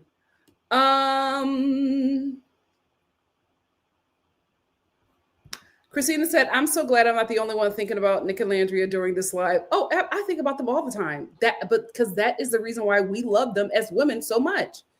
We see a woman being adored and appreciated the way that we desire, also the way that is natural. It is supposed to be like that. We have been made to believe that it is the opposite of that. And that's why society looks the way it looks, because the people who are leading should not be. We got the dumbest people leading. Men are the leaders. The people who can't be, the species that can't get hired in a morgue are the leaders of society. The people with no sexual discipline are the ones that should be making the tough decisions in the home. Really? Okay, child. The people who are constantly fighting to lower the age of consent is leading society? Okay, girl. Not the people who carry humans in their freaking body, only to bear them and get up like nothing happened. Those are the ones that are less than. Those are the ones that are inferior. The one who everybody call on, no matter their age, because they want somebody with sense. Call my mom. You 52 years old and you're telling somebody to call your mom? Why not your raggedy father? But those are the leaders. Okay, girl. Okay, girl. Dahlia said, I would love a family with a grown, fully healed man. If I can't, yeah. Mm-mm. Mm-mm. Mm-mm. Mm-mm. Absolutely. Excuse me? Indy said, Nikki, have you been watching Married at First Sight UK? I didn't know it was out. When is this stuff coming out? I know about Married at First Sight. I'm going to review that, the American version. I'm going to review that because it's going to be on Peacock. Just to watch, there's a gay and lesbian couple in an older city. Oh my gosh. I will say this about the UK. Y'all delusional as hell about racism. However, y'all be having real diverse shows. Y'all be having some diverse shows. I love it. And your actors are like real people. They can be real people. I love watching UK TV shows because it's like real faces. Humans.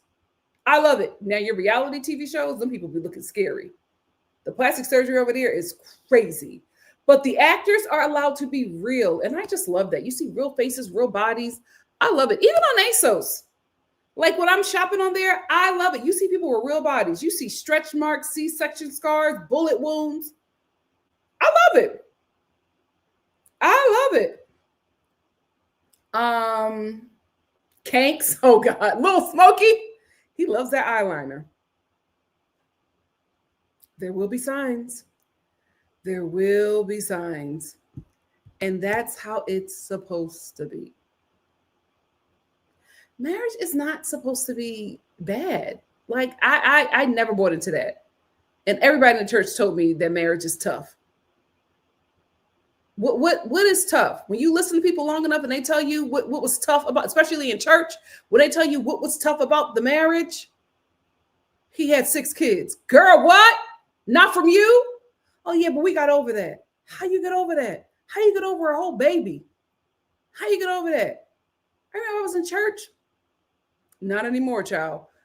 But this husband and wife were preaching to the singles. And they were talking about how they had a rough patch in their marriage. The rough patch was physical abuse. And like when she revealed it and she didn't get the reaction she wanted, she was just like, oh, don't worry, ladies. I got some licks in with him too. What? No, a rough patch is a parent dying and loving your partner through that pain. It's somebody in the relationship getting sick and caring for your partner through that time of sickness and healing, or probably loss of life. That's a rough patch. A rough patch is somebody losing a job, or having to move because of your partner's, job or something like that, or career. That's a rough patch. Y'all talking about physical abuse and infidelity? Okay. Absolutely not. You are insane. The minute that ding-a-ling leaves my threshold, if it go into another home, stay there. Stay there. Rough patch my behind. Get out of my face. No, we're not getting over that. We're not getting over that. And woe unto you, because you would deteriorate without me. You should have known who I was, brother. You should have known who I was. What is that? Sound like a drink. What's House of Guinness?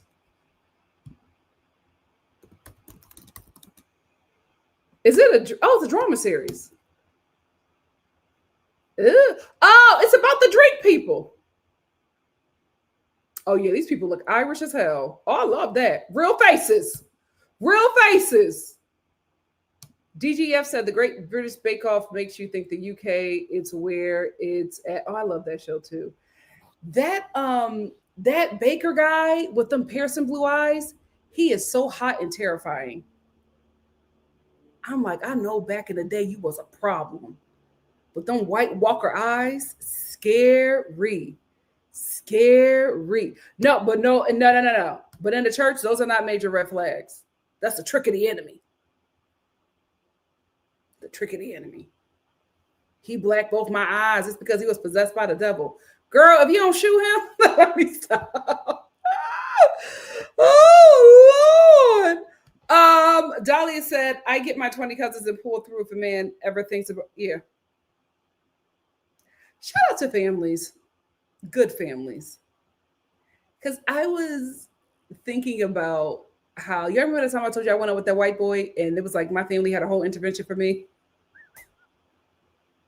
And they were like, are you sure? I was getting calls from aunts, uncles, grandma. They were like, are you sure? Is this what you want to do?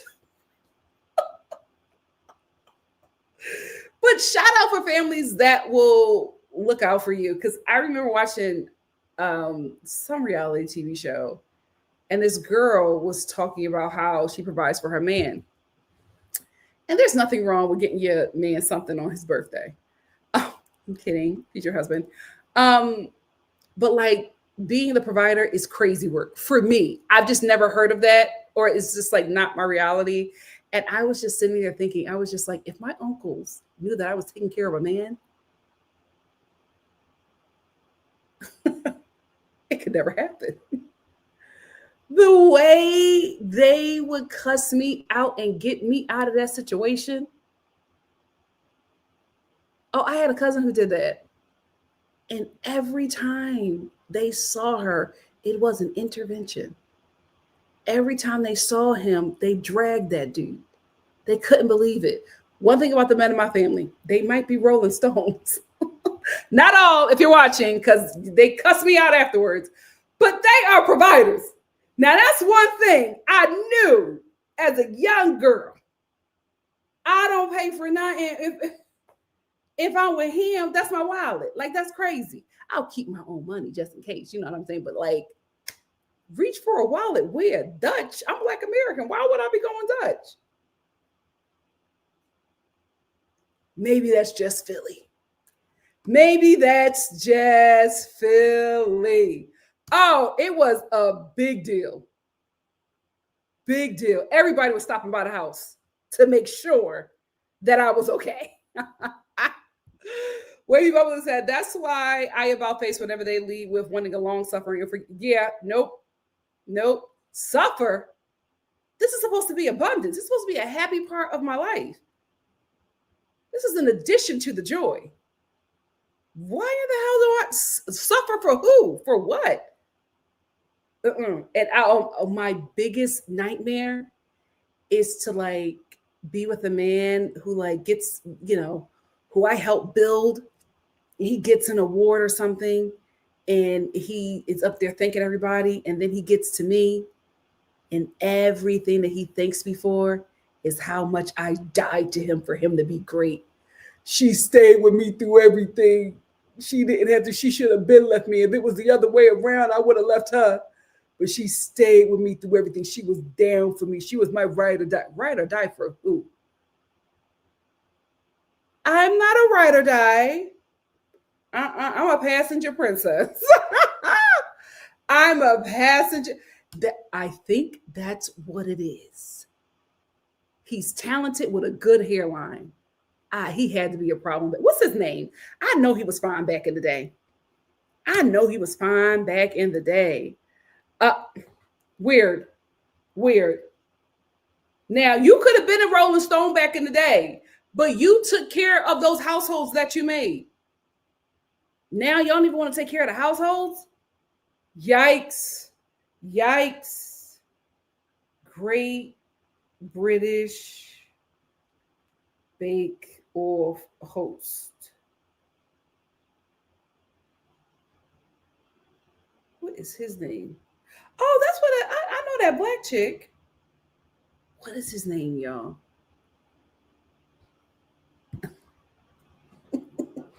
Yes. What is his name? Is it no, that's not Matt Lucas. I'm gonna write Blue Eyes. Uh,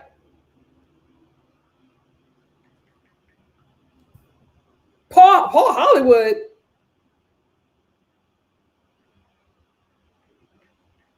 He does not look like his name is Paul Hollywood.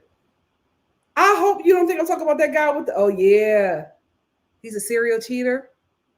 Let me see what he looked like young. I'm not the only person who Googled that. That's the first suggestion. Oh no, actually, he wasn't fine when he was younger. So he's a George Clooney. He's a George Clooney. He was regular. Oh yeah, that age helped him. Oh, that age helped him. Oh, he's a George Clooney.